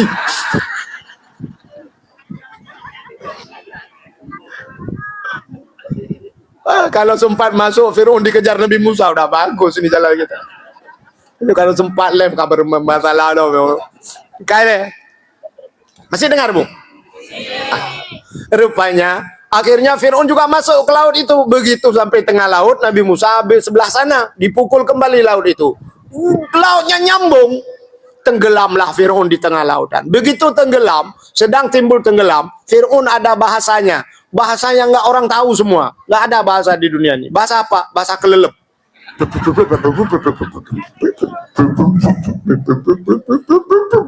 nggak tahu kita itu semua bahasanya. Tapi sempat juga dia ngucap waktu itu. Apa yang keluar? Begitu dia timbul di lautan, sempat keluar suara dari mulut Firaun itu. Apa dia bilang? Amantu bi rabbil alamin. Aku beriman kepada Tuhan sekalian alam. Plum, tenggelam balik. Begitu tenggelam, timbul balik. Dia mengucap lagi. Amantu bi rabbi Musa wa Harun. Dia bilang, aku beriman kepada Tuhan Musa dan Tuhan Harun. Dia beriman. Firaun beriman. Begitu Firaun beriman, malaikat maut dah siap mengambil nyawa, terkejut juga malaikat maut tu. Malaikat maut bilang, ya, dalam catatan saya ini, dia kan tidak beriman. Kenapa dia beriman?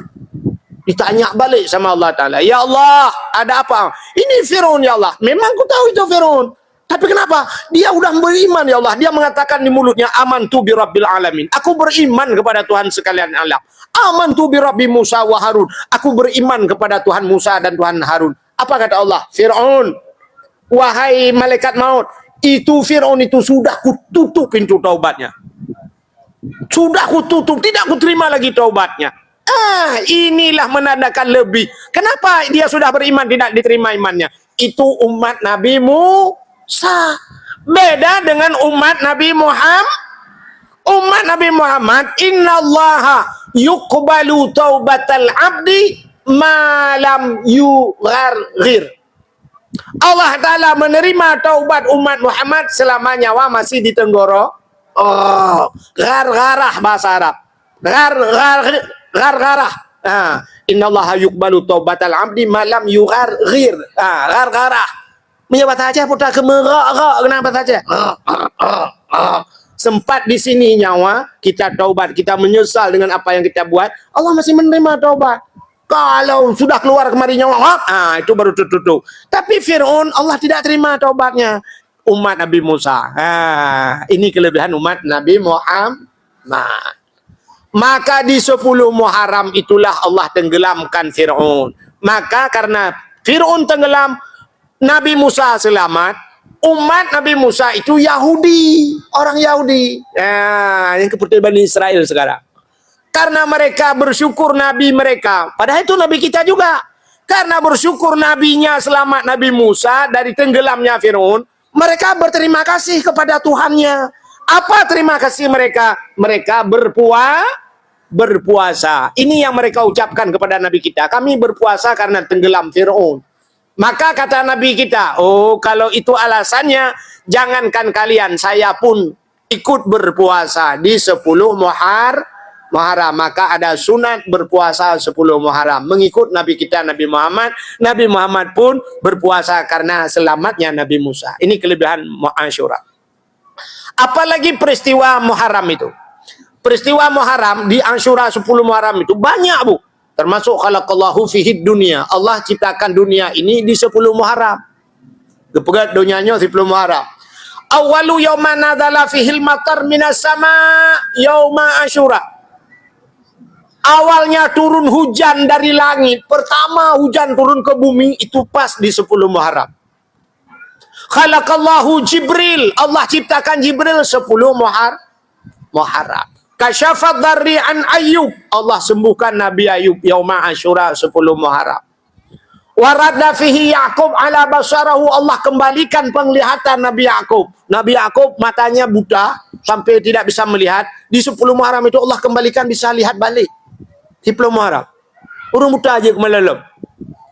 Itu bukan masa Nabi Yaqub. Dulu 2014 saya mau berangkat ke Tanah Suci waktu itu. Waktu melunaskan ONH itu, ongkos naik haji di Bank Aceh di Langsa. Ini kisah nyata, Bu. Begitu saya datang ke bank, dipanggil saya oleh kepala bank itu. Begitu dia lihat saya, dia bilang, tunggu. Sini, dengku, masuk ke dalam, dengku. Dimasukkanlah saya dalam kamar dia, kamar pribadinya di dalam bank itu, masuk saya. Rupanya ada orang tua satu di situ. Orang tanya, orang perla. Kalau saya nggak salah daerah Kenan ya, daerah Likur Rumah Sakit ya. Apa namanya? Daerah-daerah jalan ke Bandung sana. Alih Blang Bate, orangnya udah tua. Rupanya nenek itu sedang cerita sama yang kepala bank itu. Saya di samping. Ini kisah nyata. Nenek itu lama buta dia. Buta, nggak bisa melihat. Begitu mau berangkat Tanah Suci, nenek itu bisa melihat. Dia kemalalau. Sampai ditanya yang punya bank, pernah diperiksa, pernah ibu obat? Dibilang sama nenek itu, ada dulu, udah lama kali dia bilang, udah puluhan tahun, ada datang dokter dari Jakarta, disuntik di matanya, dia bilang, dia suntik ke mata. Tapi kalau kita pikir nggak mungkin dengan suntikan itu, karena dia bilang udah puluhan tahun, kan udah nggak ada reaksi obatnya. Tapi begitu dia mau berangkat ke Tanah Suci, dia bisa melihat lagi. Udah tua nenek itu, tapi namanya udah lupa saya nggak tahu namanya. Dia melunaskan ONH waktu itu di Langsa. Nenek itu bisa melihat kembali. Itu lihat, coba lihat. Jadi bukan cerita zaman dulu nih, cerita sekarang. Orang perlah sih, no. Orang perlah. Tapi daerahnya yang kampung, kebanyakan daerah-daerah rumah sakit ke situ lah. Daerah apa yang Belang Bateng kan? Jalan Jauh Bandrung. Tapi kampungnya nggak tahu lagi saya. Jadi hadirin yang berbahagia, di 10 Muharram itu waradda fihi Yaqub ala basarahu. Mbak neprai efeknya jangan besar kabar. Apalagi peristiwa 10 Muharram. Ghufira li Daud zambihi. Allah ampunkan dosa Nabi Daud. Apa dosa Nabi Daud? Seorang Nabi itu kan tidak mungkin berdosa kan? Sebenarnya pada Nabi kalau kita lihat, Nabi itu tidak berdosa, dosanya tidak mengulang-ulang, hanya mula-ulang. Ya. Salah Pak Nabi 3 na. Walaupun hakikatnya tidak salah. Mesti contoh. Nabi Adam itu kan salahnya makan buah khuldi ya kan? Jadi salah Pak Nabinya 3 mentang dan contoh kepada kita. Salahnya tidak berulang-ulang. Nabi Sulaiman pernah bak kira unta, dikira kuda kan. Waktu semayang asar sampai habis waktu asar. Rupanya baru teringat. Udah hampir tinggal 1 lagi baru teringat dia, udah lewat salatnya. Maka dia taubat pada Allah. Apa kata Allah? Wahai Sulaiman, seluruh yang sudah kau hitung itu semua sedekahkan. Yang sabar, karena 1 lagi kau baru teringat kepada aku, kata Allah, yang 1 itu punyamu, yang lain itu udah 99.000 bahasa kita, semua sedekahkan. Karena dengan itu kau lupa kepada saya, kata Allah. Ya benar. Jadi Pak Nabi tidak salahnya berulang. Kalau lagi tengok salah tengok tapi. Urunnya orang semayang tubuh, tengok kita lusa pihan ni tengok. Alam di mulut, 3 dah semayang. Hari ini kita salah, besok mulang lah tata. Itu salah. Jadi pada Nabi itu Allah buat salah itu contoh pada kita. Coba lihat. Apa kesalahan Nabi Daud? Nabi Daud ini Nabi Daud. Beliau seorang raja. Rupanya pada satu hari Nabi Daud itu teringat ada ayat dalam Al-Quran. Teringat dia. Ahasiban nas ayyutraku ayyakulu amanna wa hum la yuftanun. Kata Allah. Ahasiban nas, kata Allah. Manusia itu mengira, ini kita kira itu ahasiban nas ayyutraku ayyakulu amanna, kata Allah. Manusia itu mengatakan, dia memikirkan kita ini cukup ditinggalkan oleh Allah, cukup dengan berkata beriman. Artinya kita ini sudah berkata, apakah longkah aku beriman, saya ini orang beriman. Udah, kata Allah. Mereka pikir sampai di situ saja. Wahum la yuftanun, kata Allah. Padahal mereka belum dicoba. Artinya, orang yang beriman itu Allah tidak akan biarkan. Pasti dicoba. Maka coba lihat, bala demi bala itu lebih banyak Allah turunkan di mayoritas orang Islam. Bak tempat lo Islam kena keputusan bala. Maka ada orang mengatakan, kenapa banjir di Aceh? Kenapa tsunami di Aceh? Kenapa tidak di Bali sana? Pada ide urang himul hendum, orang pakai celana bikini, orang pakai boleh. Tapi kenapa Allah tidak turunkan bala di sana? Oh, tidak mas. Allah turunkan bala di mana orang yang mengatakan diri beriman. Kenapa Allah coba? Jadi orang yang dicoba oleh Allah, lagi orang ikut ujian. Yang ikut ujian itu orang yang ada dalam pendidikan. Mereka ngaji, ada ujian. Mereka sekolah, mereka ada ujian ya kan? Kan diuji. Orang naik kelapa, ada ujian. Orang tarik RBT, ada ujian. Pernah lihat orang ojek naik ikut ujian? Oh, di ujian di rumah sekolah, berarti dia sekolah, bukan ujian naik ojek. Udah ya aku hamon, ya aku udah aku minyak, ya nak ujian. Tidak. Ana ujian awak puja ujian iku ada ino, ana ino iku ada. Maka orang yang mengatakan diri beriman diuji oleh Allah. Harus ada ujian. Sukses, maka ujian itu bala-bala itu paling besar kepada yang pertama para nabi Nabi berat ujian. Nabi Ibrahim dibakar, Nabi macam-macam. Nabi Zakaria masuk dalam pohon kayu, dipotong pohon kayunya. Nabi Zakaria terpotong. Berat ujian Nabi-Nabi. Setelah itu siapa lagi yang berat ujian? Orang saleh-saleh. Orang saleh berat. Ulama-ulama. Maka coba kita baca sejarah Imam Syafi'i, Imam Ghazali, Imam Hambali, Imam Malik itu sampai dipenjara oleh raja-raja. Diusir dari kampung. Berat ujian. Jadi pada pegang hati ulung, ya Allah kenapa kau berikan ini kepadaku? Berat sekali ya Allah. Baru banjir, baru sa'idun. Berat sekali.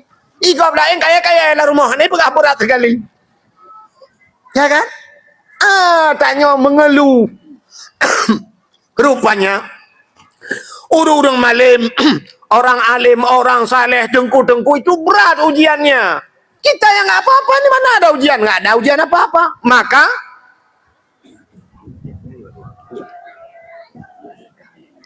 jumlah sedekah.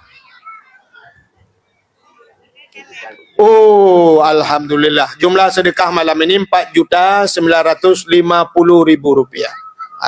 Hampir 5 juta. Alhamdulillah. Dah Bu? Masih dengar Bu? Nabi Daud begitu baca ayat itu, ahasibanas ayutraku ayyakulu amana wa hum la yuftanun. Wahai manusia, kata Allah, kalian pikir cukup dengan berkata beriman padahal kalian belum pernah kami coba. Nabi Daud teringat, saya ini termasuk orang yang mengatakan diri beriman, tapi kapan cobaan itu akan datang kepada saya?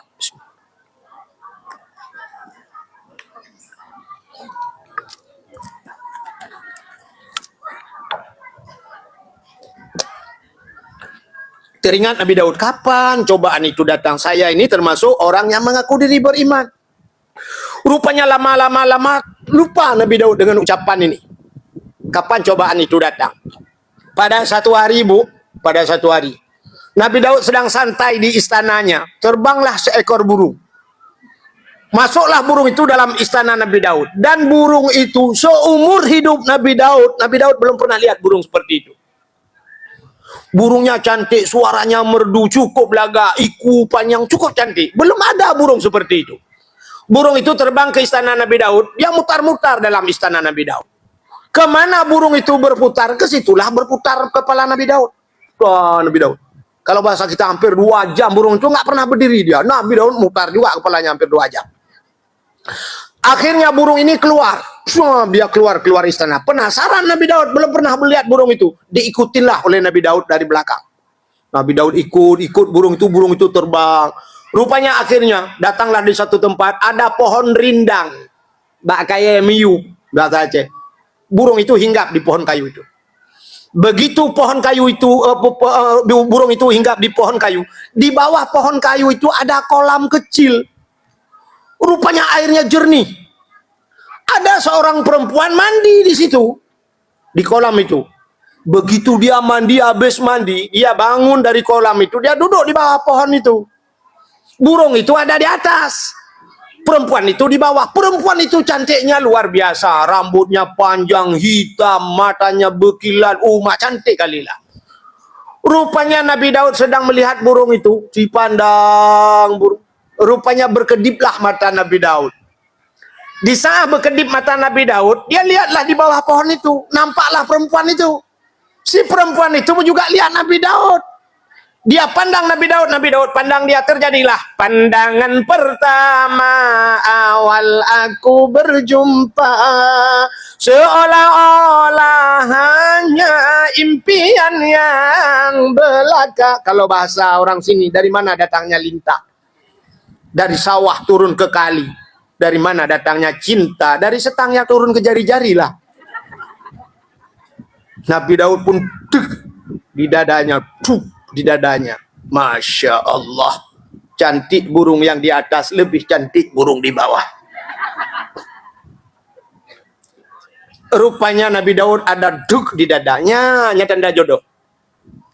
Jadi kalau sempat ibu, adik-adik yang gadis lihat seorang pemuda, begitu lihat duk di dada, si pemuda itu juga lihat adik duk di dada, itu jodoh. Ibu waktu lihat saya ada duk, saya udah duk lihat ibu, berarti kita nggak jodoh. Udah ramai kali masa jodoh semua, nggak mungkin. Dah, rupanya Nabi Daud pulang, Bu. Oh, waktu mau pulang Nabi Daud, ada orang laki-laki di sana dipanggil sama Nabi Daud pakai bahasa Arab asli. Mas, rene se arek tak cekon. Ini apa ya Nabi Allah cewek si jogong kono iku sapa jenenge? Endi ya Rasulullah iku sing jogong kono iku. Wah jenenge Butatah ya Rasul. Nama perempuan itu Butatah, bukan Bukulah. Butatah. Wes enek bojoe. Urung ya Rasul sik tunangan.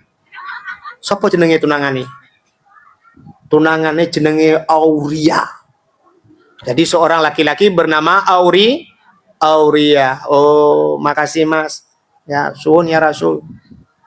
Berangkat Nabi Daud pulang ke istana. Sampai di istana malam Nabi Daud nggak bisa tidur, Bu. Anda dengar Nabi Daud? Kalau bahasa kita kemana Nabi Daud pergi masuk ke kamar, di sini ada bayanganmu, mau makan nampak dirimu, mau tidur terbayang diri. Pokoknya jadi bayang-bayang lah. Tapi Nabi Daud nggak nyanyi gitu. Benten ya dalam kita pan muduleh berkali-kali nemu mang roro ni. Untungku payah gula apa tantren nah ke wali. Ya. Pokoknya bahasa kita begitulah. Nabi Daud dia tidur terbayang selalu wanita itu, teringat Nabi Daud. Wanita itu cantik, maunya dia jadi istri saya, tapi sayang dia sudah ada tunangannya bernama Auria. Kayak mana caranya ini si Butatah itu harus jadi jodoh saya, walaupun sudah tunangan. Rupanya Nabi Daud nggak bisa tidur. Teringatlah Nabi Daud, situasi negeri waktu itu keadaan tidak aman. Nang rokaru katanya. Rupanya teringat Nabi Daud, gini saja kita kumpulkan semua anak muda, ya laki-laki, kita suruh berangkat perang. Si Auria tadi kita jadikan komandan perang. Kalau berangkat perang, pasti komandannya dulu yang ditembak. Begitulah kira-kiranya teringat Nabi Daud. Besoknya dipanggil semua pemuda, kumpul semua. Dipanggillah si pemuda, Auria, ada apa ya Rasul? Renese, kamu saya angkat jadi komandan perang ya. Senang kali Auria itu. Siap ya Nabi Allah. Dia kok galak je ke komandan walaupun nampak kentu. Gaji ya namu duk kentu namu pai pokoknya komandan. Saya kai ke panglima ka bere. Walaupun rumah pang beriak kabeh tau. Rupanya siap ya Nabi Allah. Kamu berangkat perang. Nabi Daud bilang, siapa yang mati dalam perang syahid. Mati bak perang bela kape. Kalau mati syahid, orang syahid itu tempatnya di surga. Berangkat besok. Siap ya Nabi Allah. Kok senang si Auria itu. Dia jumpalah dengan si Butatah tadi. Si Butatah tunangan dia. Ya bilang, Butatah, ada apa Mas? Saya besok mau berangkat perang. Jangan Mas, ini perintah Nabi. Bang, walaupun perintah Nabi jangan berangkat Bang. Hatiku susah Bang. Kalau abang berangkat nanti abang nggak balik lagi Bang. Si Auria bilang, biarkan aku pergi, aku tetap akan kembali. Pokoknya Bang, mengapa hatiku berkata-kata seakan-akan kepergianmu tak akan kembali lagi. Si Auria bilang, kepergianku hanya untuk kembali, terkecuali bila Tuhan menghendaki. Pokoknya begitulah ujungnya. Ibu sambung aja. Bapak doa hilung nyantel kayak gitu. Besok pergilah. Berangkatlah perang. Rupanya si Butatah ini dia tunggu kapan tunangannya pulang. Habis perang Bu, kalau bahasa kita udah 1 minggu lamanya. Pulanglah semua masyarakat itu perang. Mereka dari jauh, hidup ya Nabi Allah. Kalau bahasa kita, takbir, Allahu Akbar, Allah hidup. Nabi Daud tanya sama pemuda itu, siapa menang? Kita ya Rasulullah. Itu tidak perlu, kata Nabi Daudnya, hanya penting. Yang lebih penting, komandan kalian kemana? Si Auria mana? Dijawab, innalillahi wa inna ilaihi raji'un. Komandan kami gugur di medan peperangan. Nabi Daud bilang, innalillahi wa inna ilaihi raji'un. Tapi hati kecilnya, alhamdulillah. Jadi tidak semua orang meninggal itu kadang-kadang innalillah. Kadang mulut kita innalillah, tapi hati alhamdulillah. Coba pengumuman kepada seluruh masyarakat Dusun Tanjung Tani. Pimpinan daerah kita ini sudah inna lillahi wa inna ilaihi rajiun. Tadi malam berpulang rahmatullah. Ini contoh Habib Ronum. Ya, apa aku ke contoh. Hai melengah ada pegahnya kau melengah haji kan? Jangan takut. Ini contoh. Tapi begitu ada pengumuman abi ini kita, guru kita meninggal, semua orang bilang inna lillahi wa inna ilaihi rajiun. Ya Allah. Semalam baru selesai ceramah Tengku Wahid di tempat dia. Semalam dia senyum-senyum. Dia udah bilang, ya Allah, kenapa dia diambil? Coba lihat. Kalau meninggal. Itu innalillah. Tapi coba ada pengumuman. Inna lillahi wa inna ilaihi rajiun. Bulan bin Pulit. Tadi malam sudah meninggalkan kita. Ada orang, alhamdulillah. Nyok tabung gak kaji dapat biar gelai tau. Selama ada dia tabung gak silang. Nyok kata lama tabung gak tau. Ada yang bilangnya kameng ada pulih ulang kabe balam alhamdulillah. Apa nih meyonaji kayak kameng bau kunci dua bawa pintu itu mengcok kameng. Kan itu kan orang meninggal yang model begitu kan alhamdulillah bukan. Walaupun mak mulut innalillah tak orang alhamdulillah aman kampung kita. Siapa meninggal apa? Jangan kau dengar lagi yang udah ditembak sama Kapolsek 2 kali itu ada pencuri kambing itu di kampung kita. Ini alhamdulillah udah. Rupanya Nabi Daud udah labu. Si Auria sudah meninggal, Bati Butata sudah nggak ada lagi tuna. Hari demi hari berlalu, minggu berganti, bulan pun silih datang menjelang. Bahasa kita udah lama berlalu. Rupanya Nabi Daud datang jumpalah dengan Butata. Butata, ada apa ya Nabi Allah? Jangan kau harap hujan turun di langit, air di tempayan kau tumpahkan. Biarlah yang pergi sudah pergi, tak mungkin kembali. Aku siap jadi gelanti. Gelantau bahasa dia. Jawabnya putar gelanti. Gelantau menggantikan yang utem ramah tu bahasa. Aku siap menggantikan. Apa kata Butata ya Nabi Allah? Saya pun hampir tak naik pikir. Nah, ni. Tahu bu tak naik pikir. Yang ni kan tu. Pikir.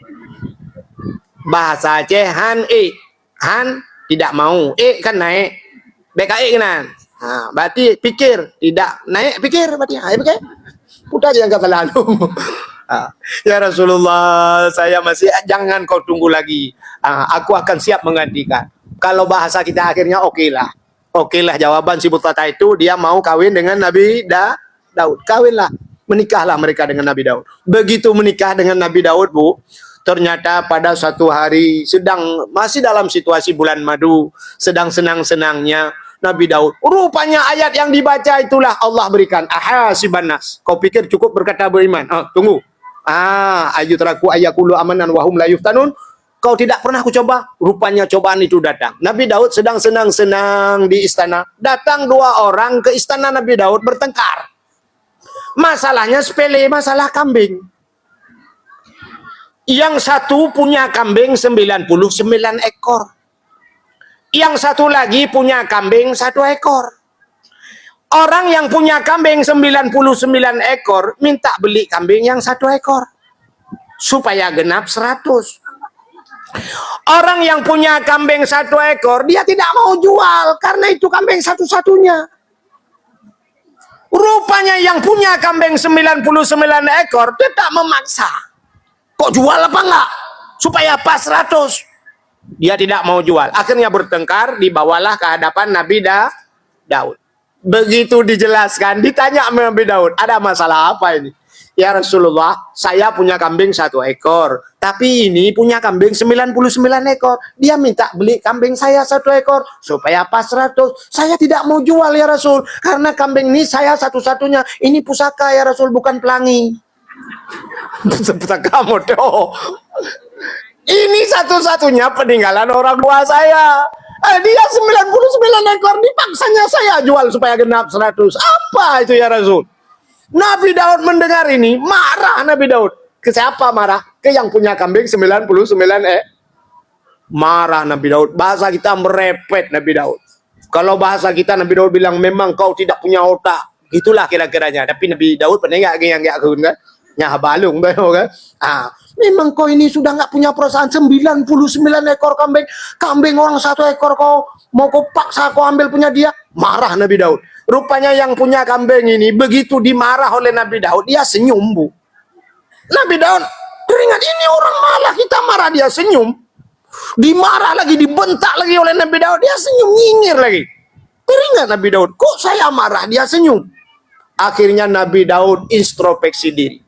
Beliau teringat, apa sih salah saya? Kenapa dia tertawakan saya? Ibu tahu, ternyata yang jual kambing ini, 2 orang ini adalah malaikat sedang menyindir Nabi Daud. 99 ekor kambing, dia mau beli kambing 1 ekor. Rupanya Nabi Daud, Bu, sebelum kawin dengan Bu Tatah tadi, dia sudah punya istri 99 orang.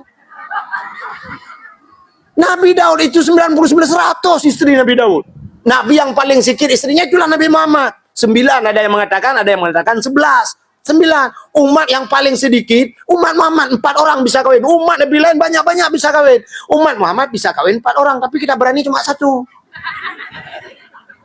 Ada yang sampai sekarang 1 pun belum kawin. Lebih parah lagi. Nabi Daud itu istrinya 99 orang. Dia ambil punya orang 1, pas 100. Inilah sindiran ini. Begitu teringat Nabi Daud, lari Nabi Daud. Lari dia tinggalkan istana, dia naik di atas sebuah bukit, beliau nangis. 44 hari beliau sujud di tanah, enggak angkat kepalanya. Enggak makan, enggak minum, 44 hari. Ada ibu tanya, 44 hari enggak makan, enggak minum, enggak meninggal. Baik ada yang nyangka, kaim gede. Ada aja di ibu tanya. Itu memang Allah udah buat gitu, apa ibu tanya-nanya? Suami ibu 3 kali enggak makan, mati tuh. Ini Nabi ini kan contoh kepada kita. 44 hari Nabi Daud itu nangis, air matanya keluar, Bu, kena rumput kayak kena rondak, mati semua rumput. Mati nalu. Kenapa? Air mata dosa yang dia keluarkan. Taubat dia kepada Allah. Nangis dia, nggak berani angkat kepala, malu kepada Allah. Rupanya dia taubat, minta maaf, minta ampun pada Allah. Turunlah malaikat Jibril. Begitu turun malaikat Jibril, apa kata Jibril? Ya Nabi Allah Daud, taubatmu tidak diterima oleh Allah. Tambah besar nangis Nabi Daud. Ditanya Nabi Daud, kenapa dong taubat saya tidak diterima Jibril? Apa kata Jibril? Daud, ya Nabi Allah Daud, ini taubatmu menyangkut hablum minan nas. Dia ibadah kita ada hablum minallah, ada hablum minan nas. Hablum minallah hubungan kita dengan Allah, tapi ada hubungan dengan manusia. Masalah kita curi orang kita, ini menyangkut dengan Allah, ini dengan manusia. Tapi masalah ini enggak sholat, itu enggak menyangkut dengan manusia. Hubungan kita dengan Allah. Tapi kalau kita curi punya orang, itu menyangkut dengan manusia. Ini Daud, permasalahannya, kata Jibril, kau tidak diterima taubatmu. Si Auria itu meninggalnya di perang. Dia meninggal yang bunuh orang lain, tapi yang buat program itu kamu Daud. Ya, apa program rayo, banyak masalah. Jadi kita pikir kita yang buat program ini enak-enak aja lah kan, bukan aku, iya bukan aku, tapi bapak buat program hancur orang semua. Jadi kenang, awak buat program, jadi tanya-tanya urus-urusnya atau program waktu siapa itu dia yang buat program, gubernur kah, bupati kah, pula awak buat program. Kalau memang rela ada yang mendong, gara-gara program masalah di kampung siapa yang buat program kampung Pak Gisi? Kalau program enggak, maksudnya program itu kan terbagi 2 juga, ada program baik. Gitu contohnya bukan pesantren. Kenapa pesantren bisa ini? Karena program baik sih, kebaikan itu untuk bagi sih juga ada fee-nya bahasanya. Ya kan? Maka begini kita coba lihat. Man a'ana ala ta'ah fa huwa syarikullah. Man a'ana ala ta'ah fa huwa syarikullah. Wa man a'ana ala ma'siyah fa huwa syarikullah. Siapa saja yang menolong, man a'ana ala ta'ah, siapa yang menolong kepada kebaikan, fa huwa syarikullah, dia sudah bersyarikat. Kita tolong orang lain berbuat kebaikan, kita ini sudah ada fee di situ. Dengan program kita orang pergi ngaji, ya mesti lagi nyoli pegak pesantren lepak gesi, ijabut orang lain dapat pahala, orang ngaji itu Pak gesinya dapat program dia. Ini kala ronahan ngaji ke gesi yang kayak monoputa. Orang yang menolong orang lain berbuat kebaikan, dia ada fi kebaikan. Sebaliknya, man a'ana ala ma'siyah fahuwa syarikula. Orang yang membantu pada buat maksiat, dia termasuk bersyarikat. Nah, bahasa Aceh, mungkin ibu-ibu nggak tahu, nanti pulang tanya sama suami masing-masing. Bahasa Aceh jamun, simat bajau, sipeh dalo, sidang kedro, mandum tha. Nah, itu apa artinya? Simat bajau. Orang yang mat bajau, bajau pada bajau aja bahasa Indonesia. Kan ada puan. Nu bak Google kro. Simat dalo, orang yang pegang tali. Sidang kedro, urang dang kedro, itu sama. Maka ada bahasa orang Aceh, bui ngase leh urang let. Orang kejar babi itu dia pakai anjing. Ada orang dia di belakangnya. Itu babi, anjing sama orang kejar. Itu satu klo. Tambah lagi ada orang nonton. Nah orang nonton. Iri gedua genatan. Gekun. Bak-bak udah lihat bui. Kena ni camong. Ya, nafi. Dosa juga dia. Kena. Kalau dia tahu babi itu memang mau dijual. Nyolah cerita apa bui. Mahama ya kan. Kita bunuh babi di kampung bukan untuk makan. Tapi kadang orang cari babi untuk dijual, itu orang-orang yang kasih tunjuk, situ dia lari. Itu ada juga dosa. Orang pegang kedai. Ini kan hanya terjalok dia. Ada orang buat kafe sekarang. Ini kan semua kafe. Kita lihat semua kafe ya bukan? Kafe semua Islam dah nggak ada lagi sekarang.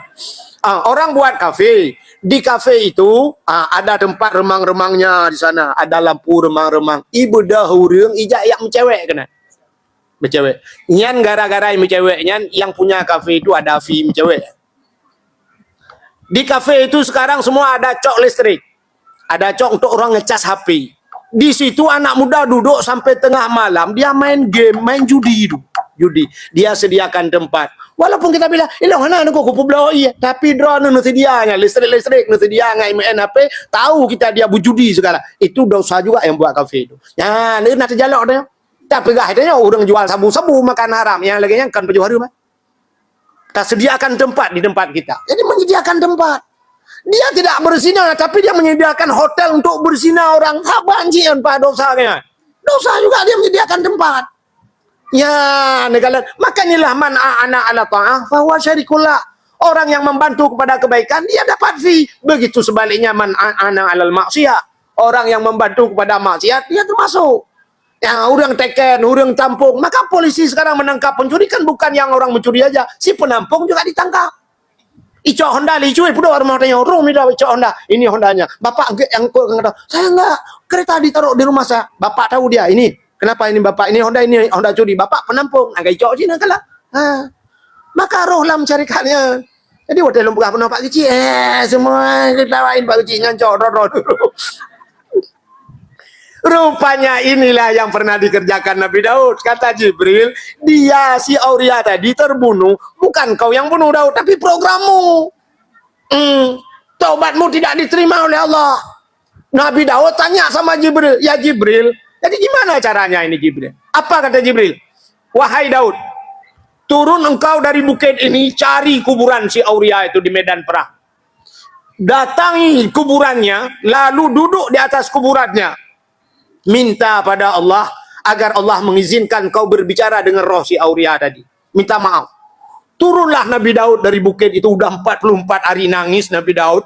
Gak makan, gak minum, turun Nabi Daud. Begitu jumpa kuburan si Auria itu di medan perang, Nabi Daud duduk di kuburannya. Nabi Daud bilang pada Allah, "Ya Allah, ada apa yang Nabi Daud? Beri izin saya ingin berbicara dengan roh si Auria ini ya Allah." Allah berikan izin. Dipanggillah roh si Auria ini dari kubur. Dipanggil, "Auria." Dijawab oleh roh si Auria ini dari kubur. "Ada apa ya Nabi Allah?" "Maafkan saya Auria. Dengan program saya kau meninggal sehingga kau tidak dapat merasakan nikmat dunia. Istri tunanganmu saya ambil. Mohon maafkan saya." Dijawab oleh roh si Auria ini, "Ya Nabi Allah, tidak ada maaf bagimu." Tidak ada maaf. Lari balik Nabi Daud, nangis balik, sujud lagi di atas bukit 44 hari lagi, Bu. Enggak angkat kepala, enggak minum setetes air, nangis Nabi Daud, enggak pri-pri. Rupanya taubat Nabi Daud tidak diterima oleh Allah gara-gara menyangkut dengan roh si Auri. Allah buat cara. Ini contoh kepada kita. Rupanya roh si Auria itu Allah nampakkan surga. Dari sekian deretan surga itu, ada surga kalau bahasa kita kayak di hotel, ada VIP. Hotel yang luar biasa. Kalau bahasa kita di VIP itu udah hotel luar biasa. Ada AC, ada kulkas di dalamnya, ada kamar mandi ya bukan? Rupanya di antara sorga itu ada sorga yang VIP bahasa kita lah. Sorga luar biasa. Dinampakkanlah kepada roh si Aulia tadi. Begitu roh si Aulia lihat sorga itu luar biasa, ditanyalah pada Allah, ya Allah, ada apa? Untuk apa? Untuk siapa kau berikan sorga ini ya Allah, yang luar biasa ini? Allah menjawab, sorga ini saya berikan kepada orang yang mau memaafkan dosa orang lain. Yang mau memaafkan dosa orang lain. Nah, ini yang paling payah, Bu. Memaafkan payah. Minta maaf mudah. Mudah minta maaf, tapi memaafkan payah. Kadang memaafkan itu sakitnya, Bu. Kalau sakit biasa mudah kita maafkan, tapi kalau sakitnya tuh di sini, anak kita dibunuh, suami dibunuh, rumah dibakar, dia minta maaf. Ibu mau maafkan? Ibu gak rumah buraya aja, tapi suami yang terbunuh kan gak bisa ditukar lain. Ditukar lain, tapi suami dulu. Anak kita kan payah memaafkan, payah memaafkan. Minta maaf mudah. Ada anak muda di 17 Ramadan potong kambing di masjid, di Menasa, di surau. Begitu potong kambing, janji anak-anak muda, ini kambing ini kita makan sama-sama. Habis sembahyang kita makan sama-sama, jangan bawa pulang. Ya. Atau buka puasa sama-sama. Rupanya pas buka puasa, Pak Imam, ini contoh Pak Imam. Pak Imamnya ngambil plastik. Dipeganglah seroknya kan, ijo awu lengko imam begitu lihat nangka dipindahkan. Daging dimasukin ke plastik. Rupanya udah dimasukin daging semua diikat pakai karet. Ada anak muda lihat kan. Orang ini sudah sering lihat. Dia bilang janji nggak bawa pulang. Tapi Pak Imam udah 2 plastik. Rupanya ada anak muda satu orang nggak sanggup, dia lihat. Marah dia, dipegangnya leher baju Pak Imam, ditinjunya Pak Imam, puam ditinju, muter-muter Pak Imamnya ke dalam belakang si kambing, dalam belakang si kambing itu, di belakang itu gedubung, jatuh nangka masuk ke sarung Pak Imam semua. Rupanya kan, ditanya anak muda lain, kenapa kau pukul Pak Imam? Apa itu Imam kapok? Kan memang kurang aja kak. Anak muda itu bilang, kan janjinya jangan bawa pulang, kita makan sama-sama. Itu Pak Imam mau bawa pulang. Ditanya sama Pak Imam itu masukin plastik daging kambing mau untuk apa? Mau bawa pulang nggak? Bukan, kata Pak Imam. Ini malam ini kan nuzul Quran. Nanti tengah malam anak-anak ini bacakan, tengah malam mereka bisa makan. Gak saya tinggal di terus. Kan lihat kan? Si pemuda yang ninju tungku Pak Imam ini kan malu dia kan? Malu. Akhirnya malam itu bubar, pulang semua. Minta maaf mudah. Dia tunggu bulan puasa hari raya. Begitu hari raya Pak Imam pidato, mari kita berdiri semua saling salam-salaman, memaaf-maafkan. Rupanya anak muda salam Pak Imam. Si pemuda yang tinju Pak Imam itu ya nunduk di belakang anak muda lain ya kan. Dia nunduk. Pak Imam nggak lihat-lihat. Begitu sampai di Pak Imam, dia baru pegang tangan Pak Imam, dia bangun. Pak Imam. Pak Imam pun lihat hati Pak Imam ya kan. Dia bilang, Pak Imam, mohon maaf Pak Imam ya atas insiden 17 Ramadan kemarin. Yang saya tinju Pak Imam yang jatuh di belakang daging kambing itu. Mohon maaf ya. Pak Imamnya bilang begini, ya sama-sama ya. Ya sama-sama dia bilang. Sebenarnya apa sama-sama itu? Maksud sama-sama Pak Imam itu apa? Yang maksud Pak Imam itu sama-sama, kalau kau tinju aku jatuh di belakang, aku tinju kau gitu juga, biar jatuh baru sama-sama. Ya kan? Oh, bata cek, ilong pi lagi nyanci, kau imu. Nepo maang kau imu jet, ilong pi lagi nyanci kutumbok kah baru mah. Ya kan? Rupanya maaf itu payah Bu. Minta maaf mudah. Nepo maaf kaimu. Get kan kaimu. Tapi hati yang kaimu nyala tumbuk kah berat lang anak maaf pakai mah. Sakit hati male kan itu kan.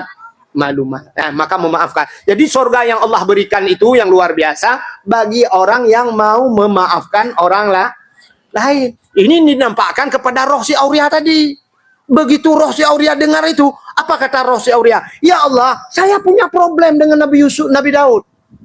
Nabi Daud itu punya masalah dengan saya. Andai kata saya maafkan Nabi Daud, apa kau berikan surga itu kepada saya? Kata si Aulia. Apa kata Allah? Jangankan kepadamu, siapa saja yang mau memaafkan orang lain akan saya berikan. Bukan kamu saja, tapi siapa saja. Yang mau memaafkan orang lain akan saya berikan surga ini. Maka dijawablah oleh si Aulia itu, ya Allah, sudah saya maafkan dosa Nabi Daud. Ya, rupanya terjadi itu di 10 Muharram. Ghufira li Daud zambihi. Allah ampunkan dosa Nabi Daud. Nah, ini kelebihan Muharram. Apalagi peristiwa Muharram? Banyak, Bu. Akhraja Yunus min batnil hut. Allah keluarkan Nabi Yunus dari perut ikan. Nabi Yunus begitu di tengah lautan, sampai di tengah lautan Nabi Yunus rupanya akhirnya loncat ke dalam laut. Begitu Nabi Yunus loncat di laut, Nabi Yunus ditelan ikan.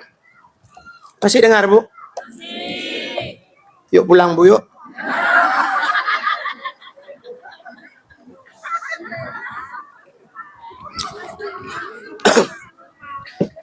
Nabi Daud loncat ke laut, ditelan ikan, tapi ditelan tidak dimakan. Nah, Ibu mikir apa enggak? Ibu ada dengar saya bilang? Nabi Yunus jatuh di laut, ditelan ikan, tapi tidak dimakan. Apa bedanya ditelan sama tidak makan? Karena begini, kalau ditelan itu sudah masuk ke perut, dimakan itu belum tentu masuk ke perut. Ada orang makan aja tapi nggak masuk ke perut. Orang gigit-gigit bonbon karet, yang makan bonbon karet itu kan nggak dia telan kan? Akhirnya makan dia ngeludah. Berarti makan nggak telan. Tapi kalau ditelan belum tentu dimakan. Orang makan obat, dia ambil obat yang masuk ke mulut, telan terus nggak dimakan. Jadi Nabi Daud ditelan sama ikan, bulat ditelan sampai di perut ikan itu, karena tidak dikunyah Nabi Daud nggak meninggal. Sampai di perut ikan itu Nabi Daud kayak ikan di akuarium. Ikan di akuarium kita bisa lihat ikan itu bisa lihat kita, ya kan? Begitu Nabi Daud di perut ikan. Nabi Daud itu lihat isi lautan semua. Dalam perut ikan itu Nabi Daud berzikir. Apa zikir Nabi Daud? La ilaha illa anta subhanaka inni kuntu minadh dhalimin. Akhirnya di 10 Muharram mulut ikan itu terbuka, Nabi Daud keluar terdampar di pinggir pantai. Itu terjadi di 10 Muharram. Apalagi peristiwa 10 Muharram. Sebenarnya banyak cerita. Cukup beliau cerita di 10 Muharram.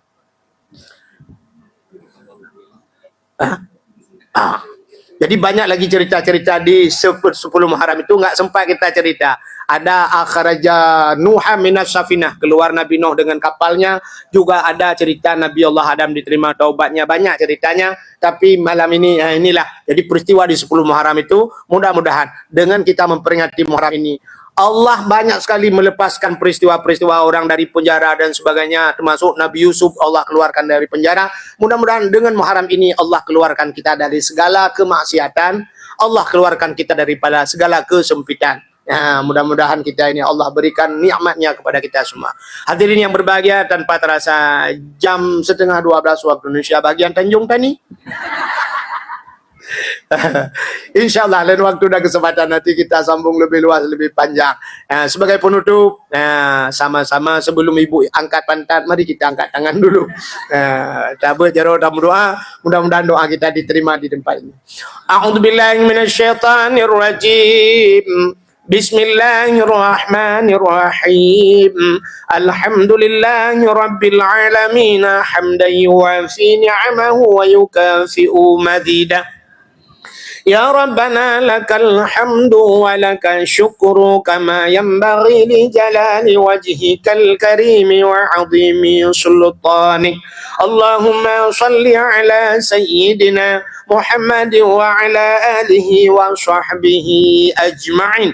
Allahumma ahsin aqibatana fil umuri kulliha wa ajirna min khizyi dunya wa adzabil akhirah.